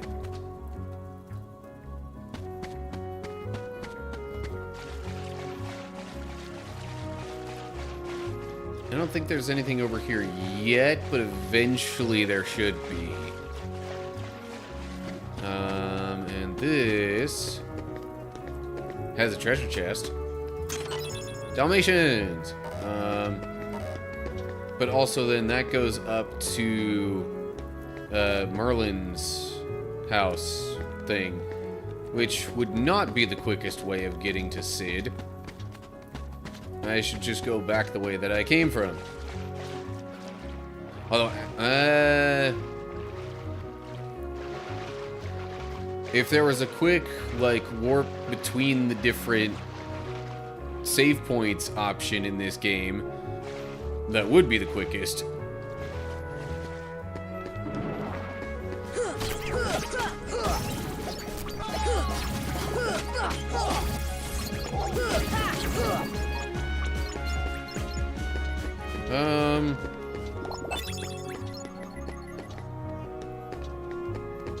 Okay.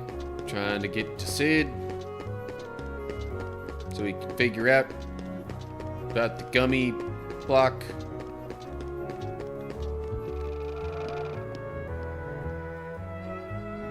So we go back this way. Really? Not gonna let me jump up like that? Fine. Come on! See ya! That missed. How did that miss? Oh well.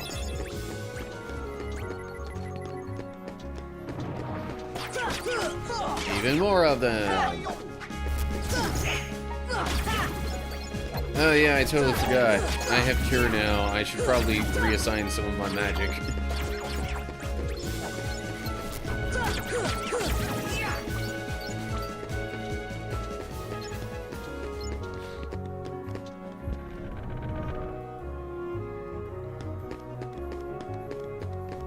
Currently closed off.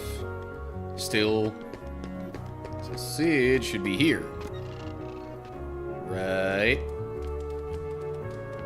Yeah, there's Sid.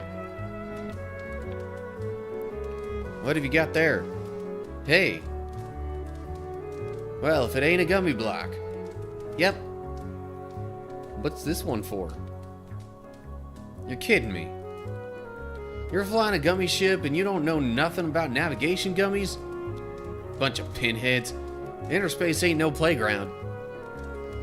There's a lot we don't know. So what? We have to use the gummy ship to go to other worlds. We don't have a choice. Whoa, easy. I didn't know. No hard feelings, alright? Well, I guess I could lend y'all a hand then. Thanks. No, that's in the corner that my webcam covers up. Basically, with navigation gummies, you can go to new places. You want one on your ship, right? I'll install it for you. But I got this thing I gotta go deliver first. What do you need to deliver? Just this book. It's real old. When the guy brought it in, it was practically falling apart. Too beat up to restore it to the way it was. But overall, I did a decent job putting it back together. Anyway, you mind delivering it for me? It's the old house past the 3rd district. Look for a big fire sign. What was that? The bell at the gizmo shop is ringing. Go and check it out if you want, but deliver that book for me first. When you're done, stop by the house in the 3rd district. I'll be there. And... Moogle! A big tournament is being held somewhere, Kupo. Alright, seems like there's a lot more stuff going on now. Okay.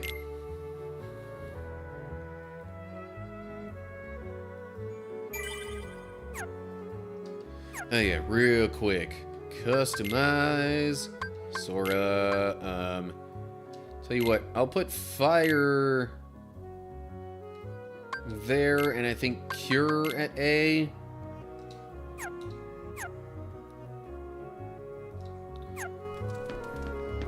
Still might need to get used to it a little bit, but oh well. So I need to go to the 3rd district. Or more accurately, Merlin's house. Currently closed off? What do you mean currently closed off? I thought for sure I went and did that. Okay. So then...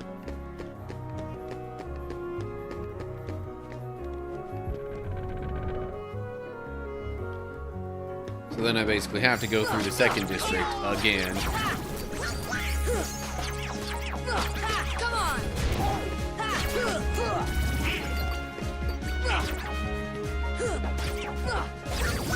Come on. There we go. Like, quit flying around so much and let me hit you.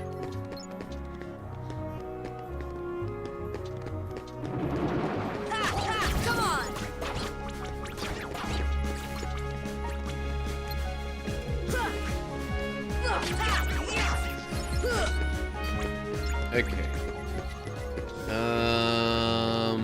Heading to the 3rd district would be this way. Hey, yay, large body. Or whatever it's technically called.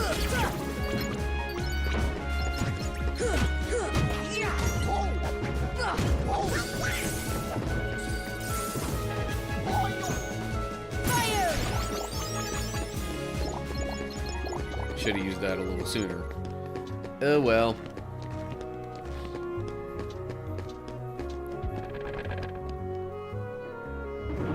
Alright, we are in the 3rd district. And we've got a new Heartless. We've actually had a couple of new ones since getting back here. Like the, I'm trying to remember if the Thunder Magic Heartless were new or not. The Arrow ones definitely were. And, these flying guys definitely are too.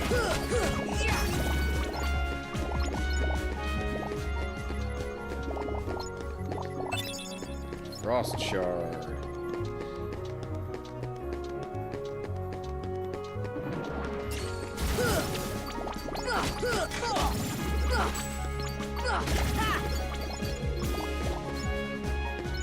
While I'm here, well, me. Oh, that's right. I don't have Blizzard on the quick menu anymore.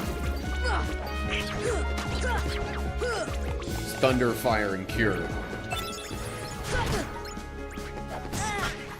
Speaking of Thunder, Come on.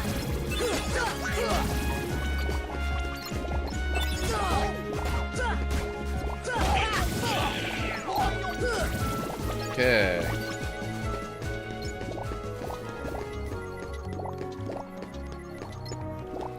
So, while I'm here, examine. Thunder. Thunder. Alright, what exactly did that do again? Examine. Okay. So I think that was needed for me to unlock this. So now I can go straight from the 1st district to the 3rd.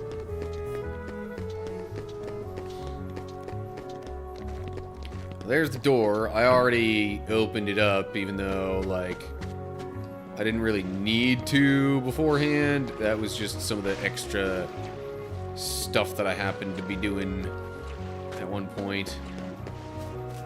Alright, so we go around here. Into the Magician's Study. Let me save real quick.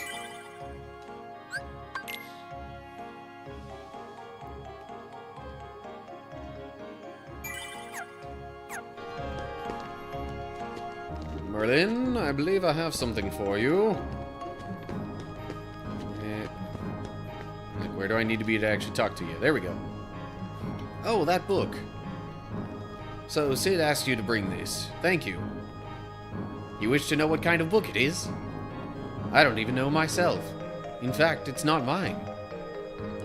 Somehow, it found its way into my bag one day. It was such a curious book. I asked Sid to repair it for me. Well, I guess I'll put it here somewhere for now. This book holds a great secret. The missing pages will unlock it.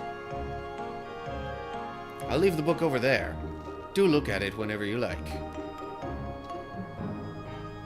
My best regards to Sid for repairing it for me. Oh, and about that stone of yours.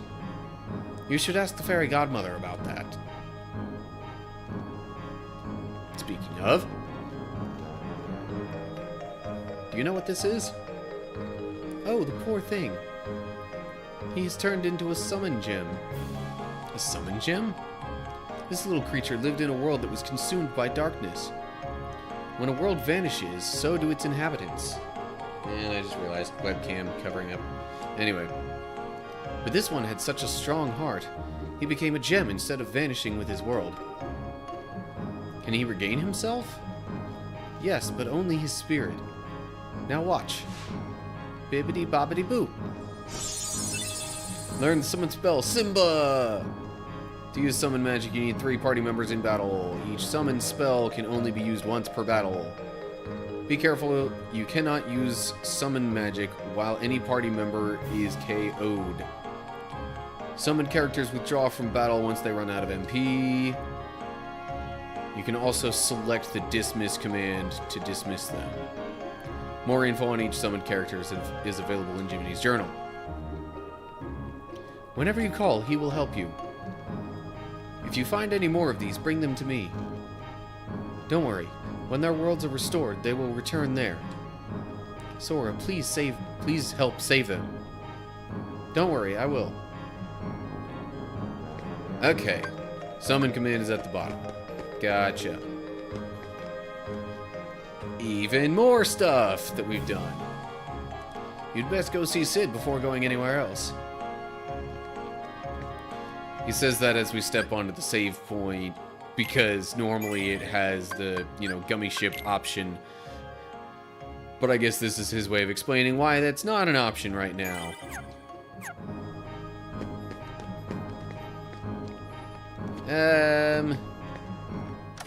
Oh, that is actually going to open up. I wasn't sure if it would do this yet, but here we are.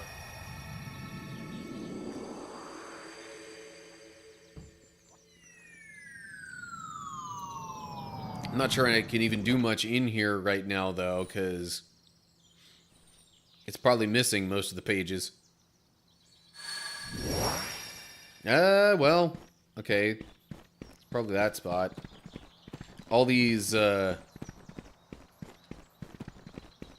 areas that are just, like, whited out are things that we can get to eventually, but... An empty meadow. Take a look. Sure.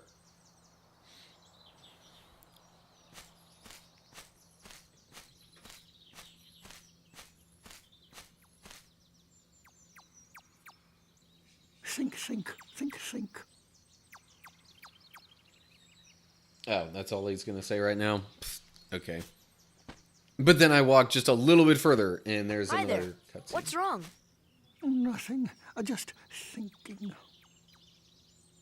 Oh, I was thinking of how to say goodbye to Pooh. Pooh? Yes? Wait a second. You're Pooh? Yes, I'm Winnie the Pooh. Pooh for short. Who are you? I'm Sora. Oh, hello, Sora.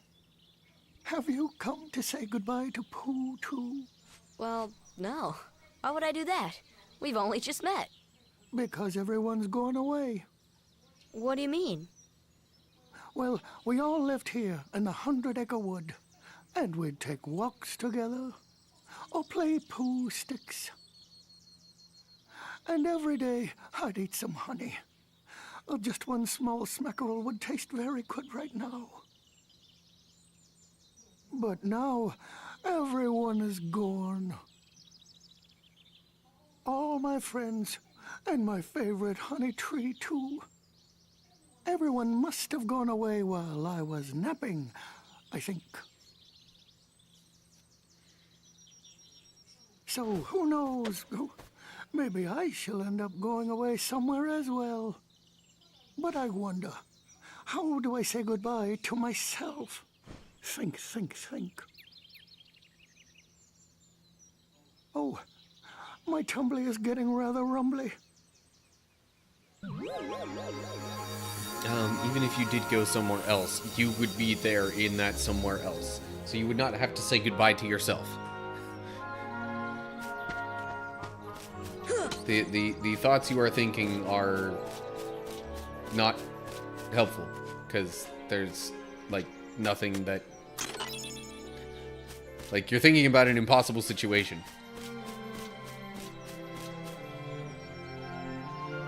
Okay. Yeah, there is another spot unlocked here. Maybe I should just say that's available.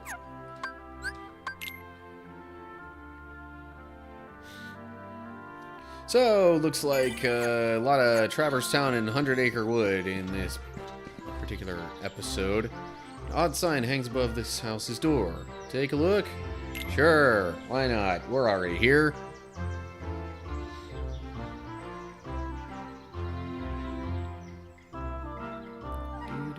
Do.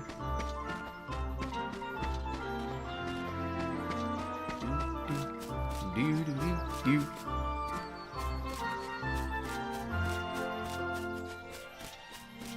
And okay, wow, hello. For a second I was like, wait, there's nothing outside. we met before? Welcome to the 100-Acre Wood. I don't even know what his voice sounds like. I've realized that, you know, despite the follower poll saying, you know, oh, don't bother with the character voices, I kind of drift towards some of them anyway. There's no more honey left. If only the honey tree would visit.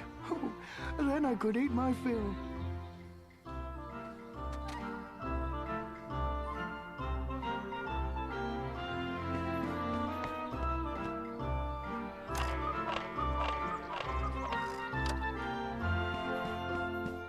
Anything else to look at in here? Examine. Oh, hello. Got an elixir.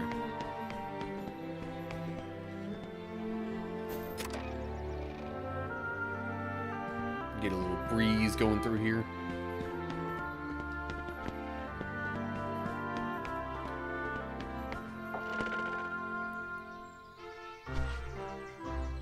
And it's webcam blocking dialogue.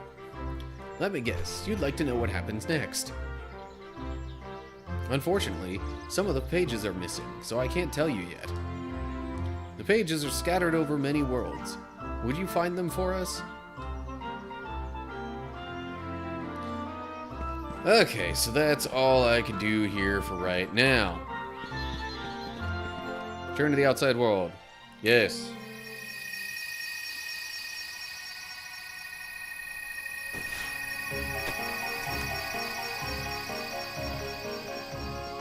Okay. Now,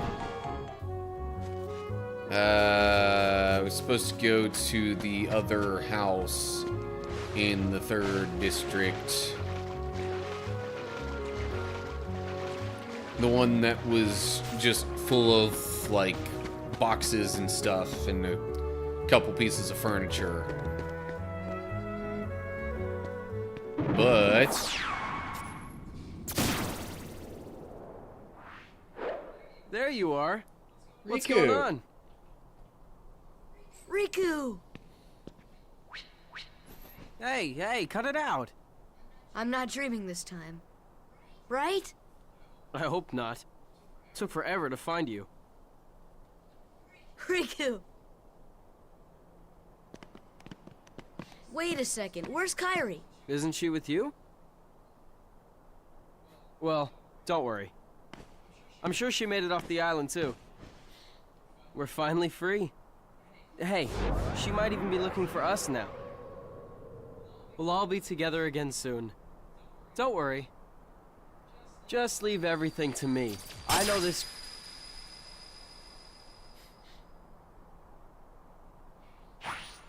Leave it to who?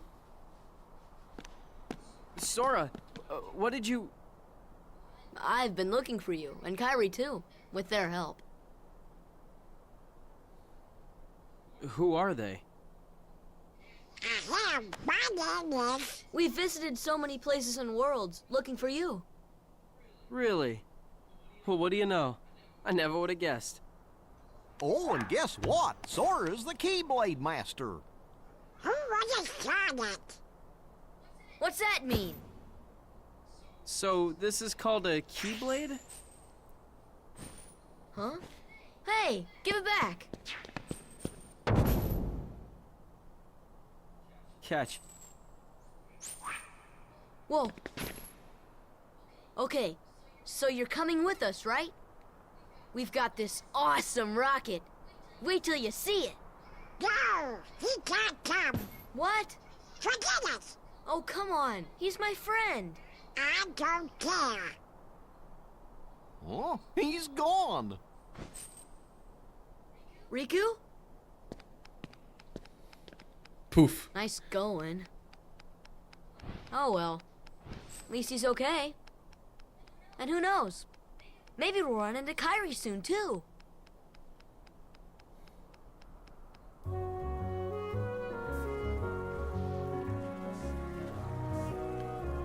Random Riku appearance.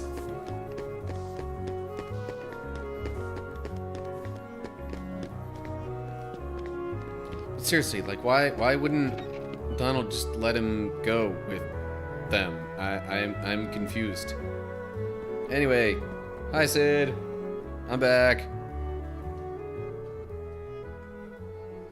You guys ever hear of Maleficent? I hear she's in town. Who is she? A witch, man. She's a witch. She's the reason this town is full of Heartless. Don't take her lightly.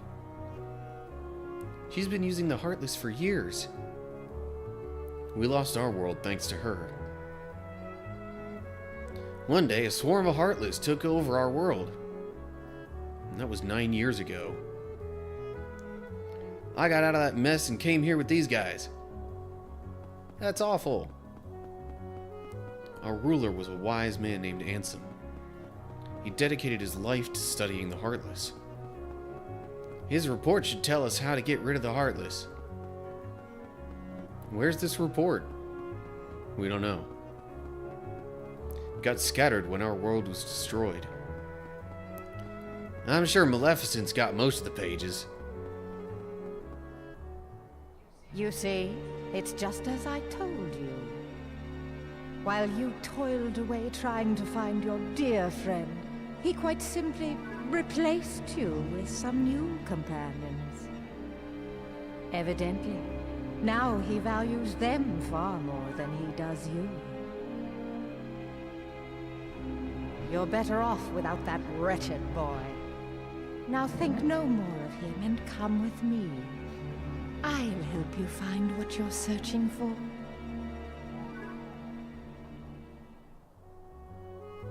What exactly would he be searching for besides Sora and Kairi? Anyway. So, you delivered that book?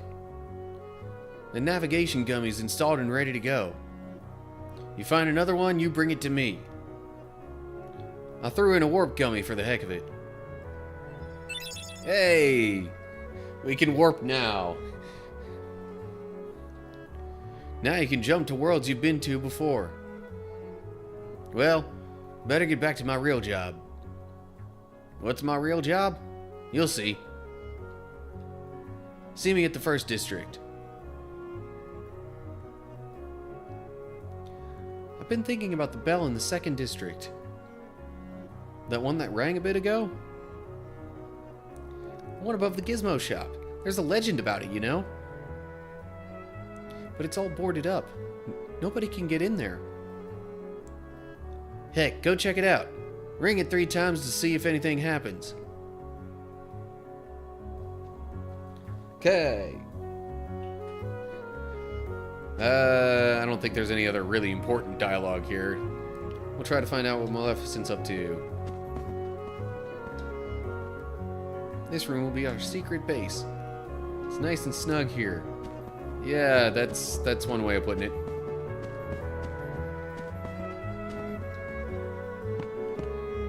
So that was a summon gem. Interesting. Also, realizing, so the summon gem that you get from Leon is a lion. Probably playing into his actual last name and all that.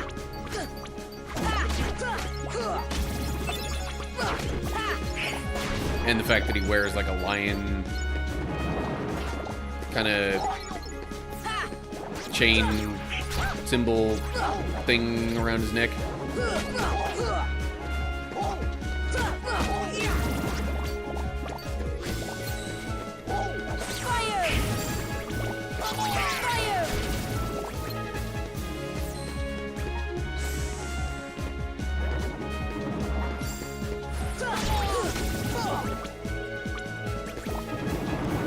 And even more enemies. Okay.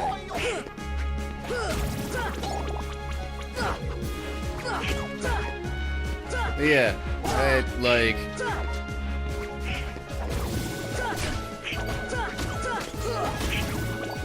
I gotta say, really appreciate the fact that, you know, you go back to different worlds multiple times. And there's multiple, like, story events each time that you go. I mean, not necessarily every, you know, not necessarily every moment that you could go back to a given world does it have other stuff for you to do, but like the fact that it's built into the game, there's more story stuff, and it's not just like, you know, pure side questing at your own leisure.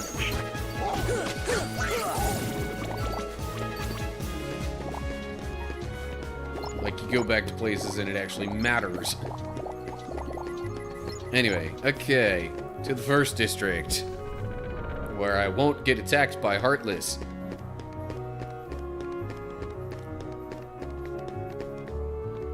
Okay. So, oh, this is not Sid here. I was expecting Sid. Hang on a sec. Gonna save real quick.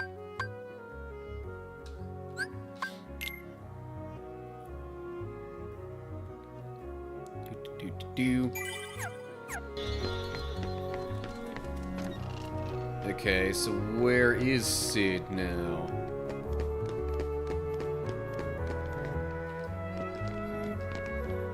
Come on. Alright, Sid. What say you? Hey, now that was quick. Now you know, I'm in the gummy block business. Working on your gummy ship sure was great. Come again and I'll give you a big discount. Obtained Comet Gummy. Go ahead, take it. It's a special giveaway. Alrighty. But I am noticing red Trinity mark here. Boom. It takes us to the alleyway? Gotcha. More Dalmatian puppies.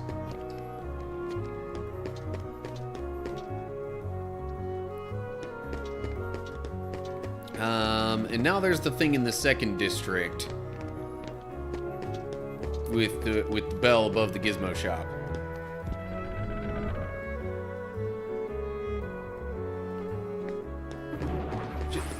You know what? No. I was gonna say just for kicks, let me summon Simba, but maybe not right now.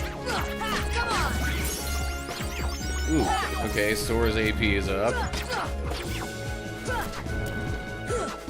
Come on, really? There we go. Goofy got it. If I'm going above the gizmo shop, I should head this direction. I will not be going in the hotel because I don't believe that has anything particularly noteworthy for me.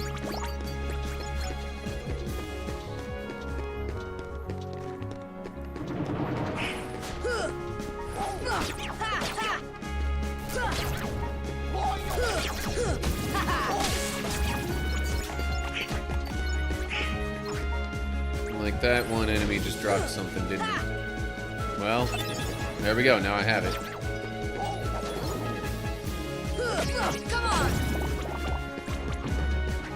Oh, I totally thought those were like air-based dudes, but no, they're actually the healing ones.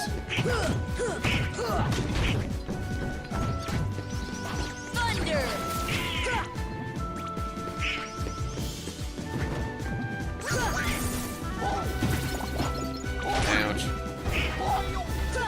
Come on! Thunder!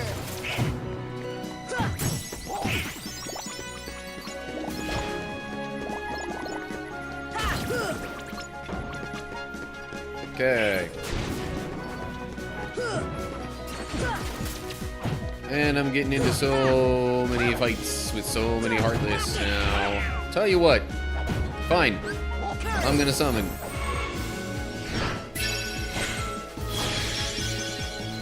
Normally I am terrible about using summons when I play this game.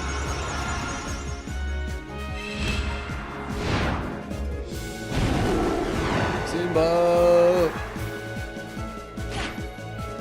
Curry! Curry! That was quick. But oh well. Okay. Can I please get back up here? Well. Yeah. So, summoning uses all your MP. That's one, I don't know if you'd call it an issue, but that's kind of a trade-off that comes with using them.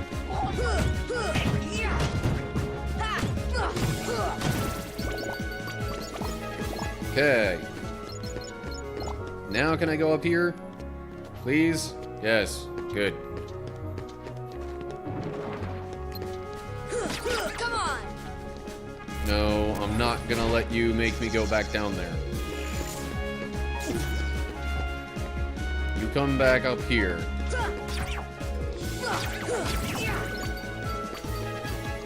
Okay. Now I gotta go through the gizmo shop to get to the bell. Ah, but the platforms in here are active now.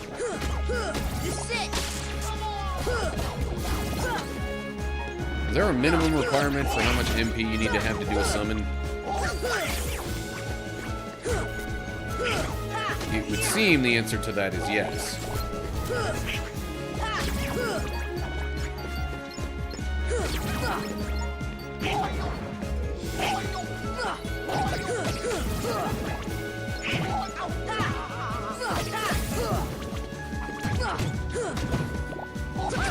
Oh, come on. I pressed the button to guard.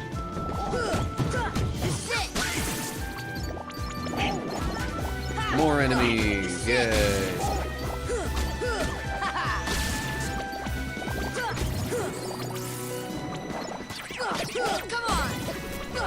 Okay, but seriously. This place has so many enemies.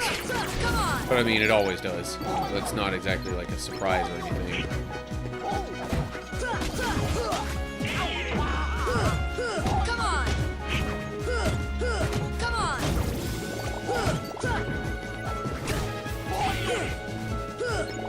Come on. Okay, is that it? Are we done now?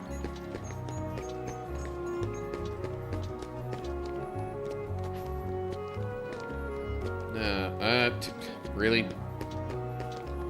Weird camera angle kind of messed me up there.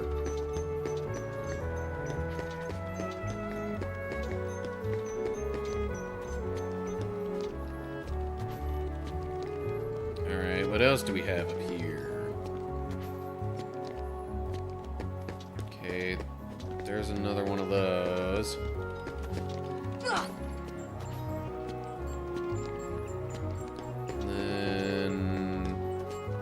How do I get over to that one? Oh. Up here. Okay, so that's 3 of those. So something should be different now, right? Got the clock moving.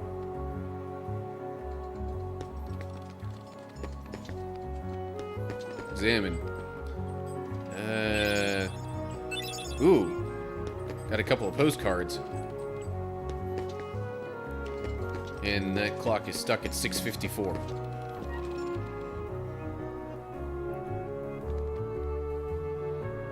Okay, so now we go up here.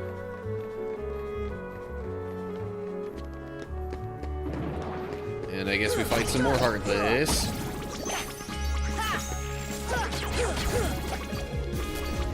Specifically the magic-based ones.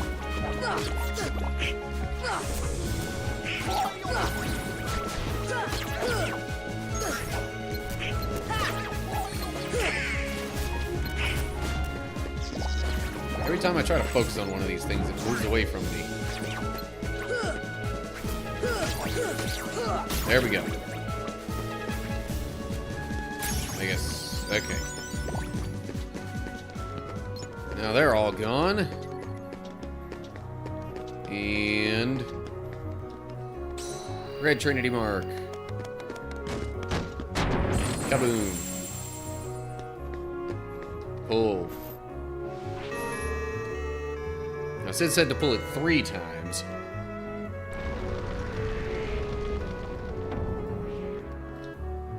Okay, change that from a red to like a purple or blue or something like that.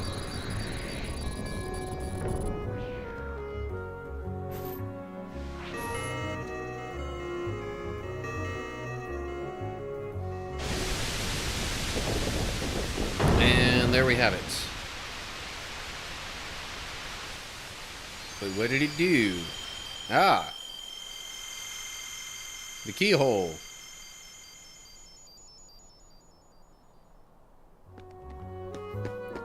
Well, looks like we should get on down there.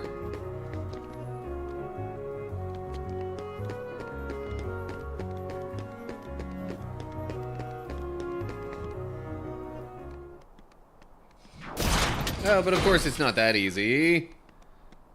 We gotta fight this guy again. Okay.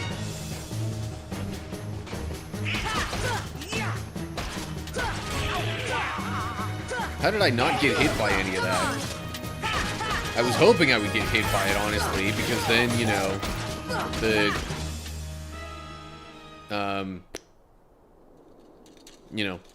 the guards that I was doing would have actually been worth something.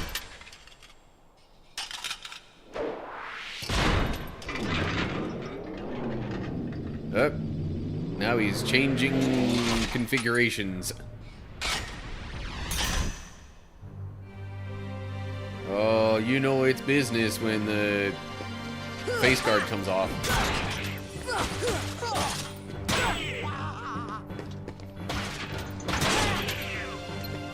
Thunder! Come on! Ouch.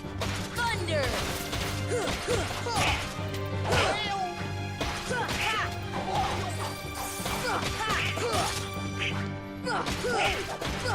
Come on!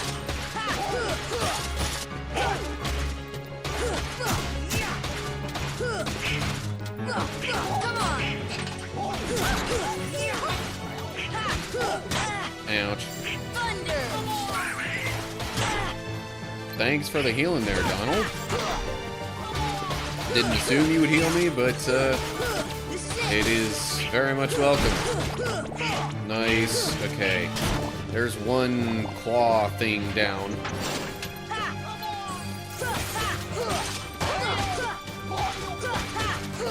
There's another one.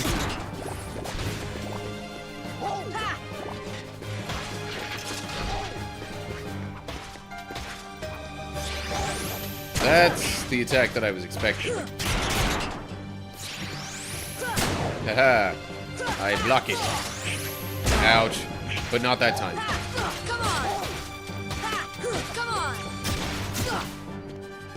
Thunder! Aha! Blocked your charging attack, too.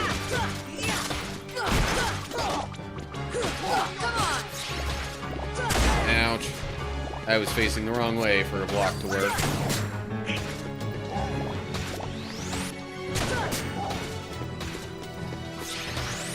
Ouch. Thanks, Donald. You're being way more helpful than people usually give you credit for. Alrighty. Defense up, learned scan, and Donald got some stuff too.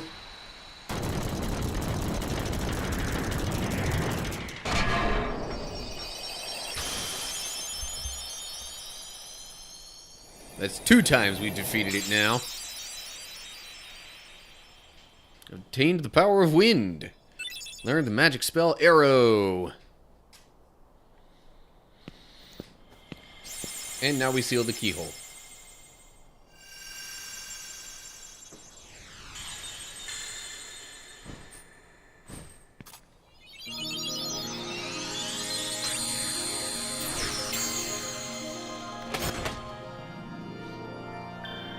Ta-da!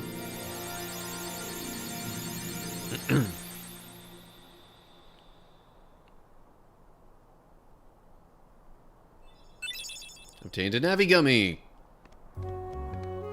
Another one. That's our third one now.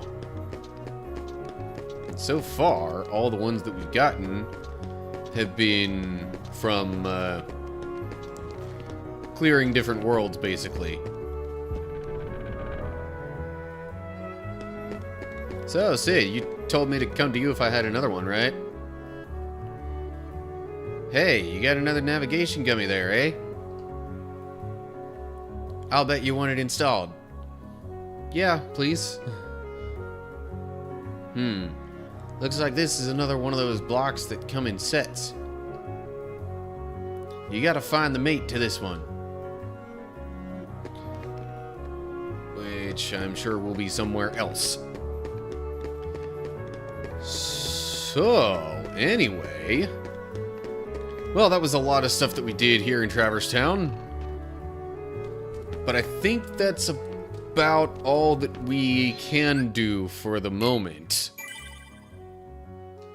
At least here.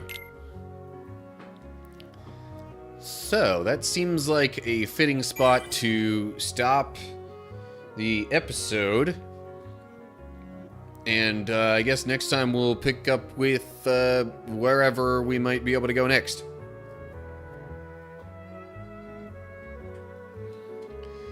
And now comes the part where I debate with myself whether to end the stream here or not. Because there's a bunch of extra stuff that I can do. Hold up. Pinocchio? Well, well, as I live and breathe. I don't remember this. Pinocchio. Oh, hi, Jiminy. What in the world are you doing down here? Playing hide and seek. I just don't believe it. And here I was, up all night just worried sick about you. Why, of all the Pinocchio. He wasn't playing hide and seek. Pinocchio, are you telling me the truth? Yes? Then tell me, what is this? It was a present.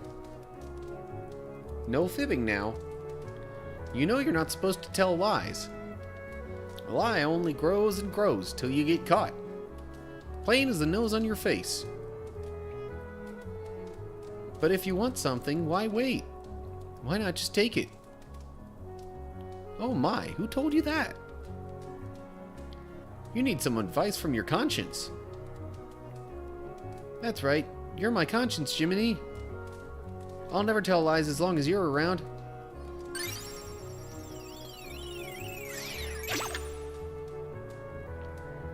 You need to be good so you can become a real boy. You promised Geppetto you would be, right? Oh. Do you know where Father is? He's not with you? Jiminy, let's go find Father. Now, hold on. There are all sorts of dangers and temptations out there. I'll go find Geppetto, so you just wait here. These fellas here will be helping me. We will? Well, shall we go, Sora? You could have asked us first. Okay, so... I don't know if that's a super important thing to take note of, but I think anything I do from here on out will be saved in the other save slot. I just wanted to talk to somebody here so I could do, you know, like shop stuff. Is it gonna let me do it if I go back in now? Yes, okay, good. I want to sell some stuff.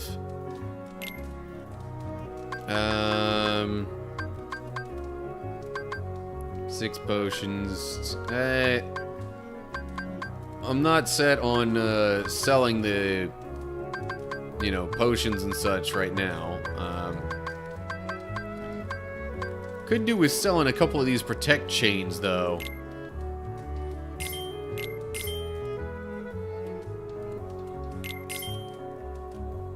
I'll go 2 just in case I don't get a whole lot of other accessories before getting to other worlds.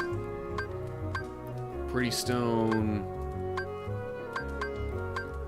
See, like, I know the orichalcum, the mithril stuff should eventually be usable in, like, well, I would think they should be usable in synthesis. Not that I could do that now, but why not save it up, you know? Alright, let's see what I can buy now. Yeah, let's see here. Fire ring, blizzard ring, thunder ring, ability stud, and obsidian ring.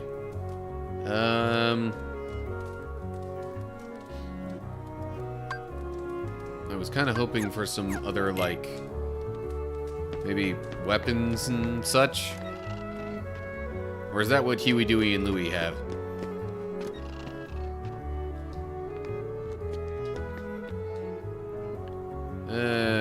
Let's shop. Okay. We've got the Morning Star. He does not have the Warhammer, though. Might as well go ahead and buy that. Small shield made for attack rather than defense.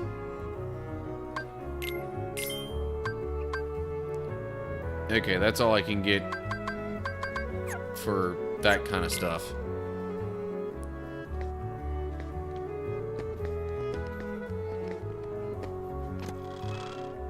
Let's see, how much money do I have now? Still got like 3,000. I could buy some other stuff just to... maybe like one other thing just to swap out Goofy's Protect chain.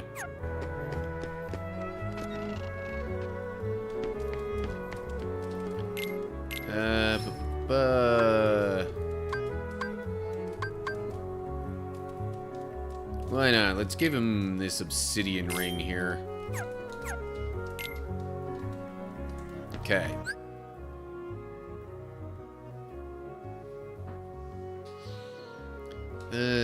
Equipment, Goofy. Oh, really? It lowers his defense? Okay.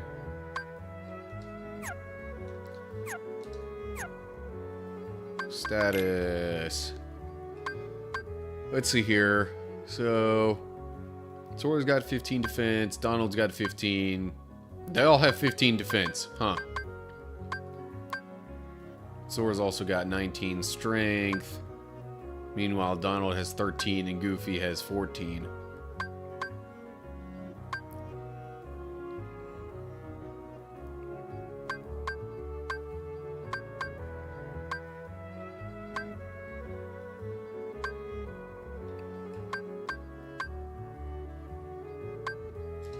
Anyway. Let me go ahead and clear off a bunch of stuff in the journal. Olympus, Wonderland, Sora's story, blah blah blah. Why does it still show more in the Chronicles? Oh, because the 100 Acre Wood. Characters. Nope. Riku. Blah blah blah. Okay, nothing new there. Fairy Godmother, Merlin. We pretty much have an idea of who these characters are. We don't really need to read the entire descriptions. But note, for the ones that, you know, are not purely original to this game, it in the bottom right of the character description says basically what they're from originally. Anyway. Puppies. It just says all the 99 puppies as one character. Handsome. Doesn't really say. Maleficent. Characters 2. Simba. Hold up. Hold down the Y button to charge up his power. Oh. Okay. Costs 2 MP, not necessarily all of your MP. Good to know. So I'm supposed to hold down Y, not just press it. Gotcha.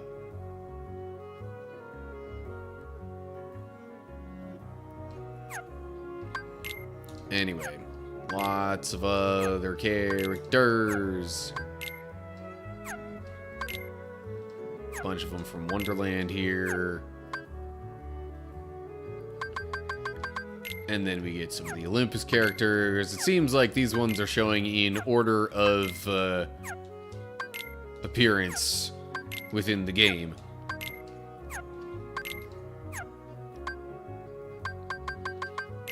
Or at least in the order that we met them. Well, although not quite, because Jiminy Cricket's a bit of an oddity there.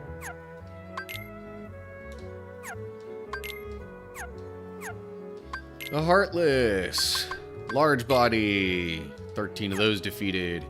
How many shadows have we defeated at this point? 409. Good grief. Red Nocturne, 83. Blue Rhapsody, 44. Yellow Opera, 41. Green Requiem. Those are the ones that heal. Sorry, just looking at something real quick.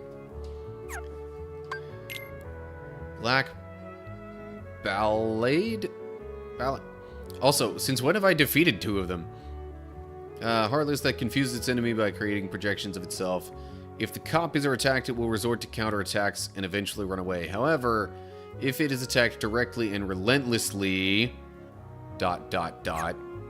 Maybe because we haven't done that correctly yet. Anyway, Power Wild. Bouncy Wild. Air Soldier. White Mushroom. These are the ones that, you have to do the magic stuff with. Opposite Armor.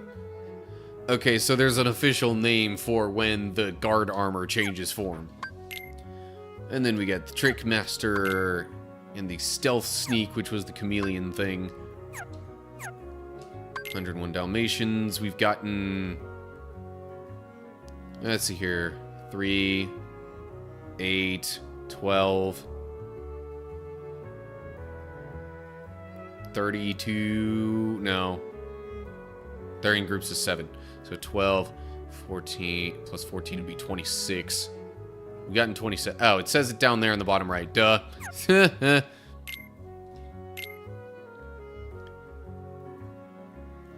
And this is where you... So if you press Y on here, it'll show you at least which worlds that you've been to where you can find more of the puppies. And if you haven't been to the world that they're from yet, it just says question mark. Got 10 out of 17 Trinity jumps. Where would we be missing any of those? I don't know. Anyway. Okay. You're just gonna keep telling me about the tournament thing. Okay, well, there is more that I could do, but I think I will save that for another stream. Probably the one later this week, which I'm thinking for the next couple of weeks will be Saturday. But after this month is over, I'll probably shift that to Thursday nights. Also, why was there like no transition whatsoever between my switching scenes there? There's normally at least a little bit of a fade or something. Okay. Maybe that was a one-time thing. Anywho. Alright. So, I think that will be all for now. Thank you for watching, everybody. I hope you enjoyed the stream. This week, I'll probably be doing kind of a shorter live stream on Saturday. Just to, like, you know. Because I want to have another stream this week, but Thursday night I've got plans, and basically every other night this week I've got plans of some sort. So, Saturday night will be it. But there should be another Shards of Atlantis, you know, tabletop RPG, D&D type stream thing that I'm part of before I would plan to do that. Alright, you know what? I'm going to snooze this ad because I don't plan on running another one. But, so yeah. That might possibly, probably, hopefully be the last Shards of Atlantis stream for this kind of, like, big chunk of the story that we're going through. So, the next week, I should be able to do the Saturday stream a bit earlier. And then, like I said, after that week, we'll shift to a new month. I won't have the Thursday night other activity thing anymore, and I'll probably do my other live stream on Thursdays then instead of Saturday. I'm not totally sold on that idea, but definitely before the next season of the Shards of Atlantis stuff picks up, I'll probably want to shift that over to Thursday nights. So I just kind of figure I might as well do it earlier rather than later. And darn me and talking with my hands and hitting microphone stuff because of that. Anywho, so anyway, that's when you might be able to find me next. Hopefully I will see you all soon. Feel free to check out my YouTube videos and stuff in the meantime, if you haven't. And, yeah. That'll do it for now. Hope you're all doing well. Hopefully I'll see you soon for something else. Those of you watching on Twitch, get ready for a raid. I'm thinking we'll probably go with... yeah, I'm thinking we'll probably raid Jake Fedora. Just because, you know... It looks like he's playing something interesting. Kind of curious. So anyway, that's what we'll be doing. So yeah. Till next time. Stay cool, everybody.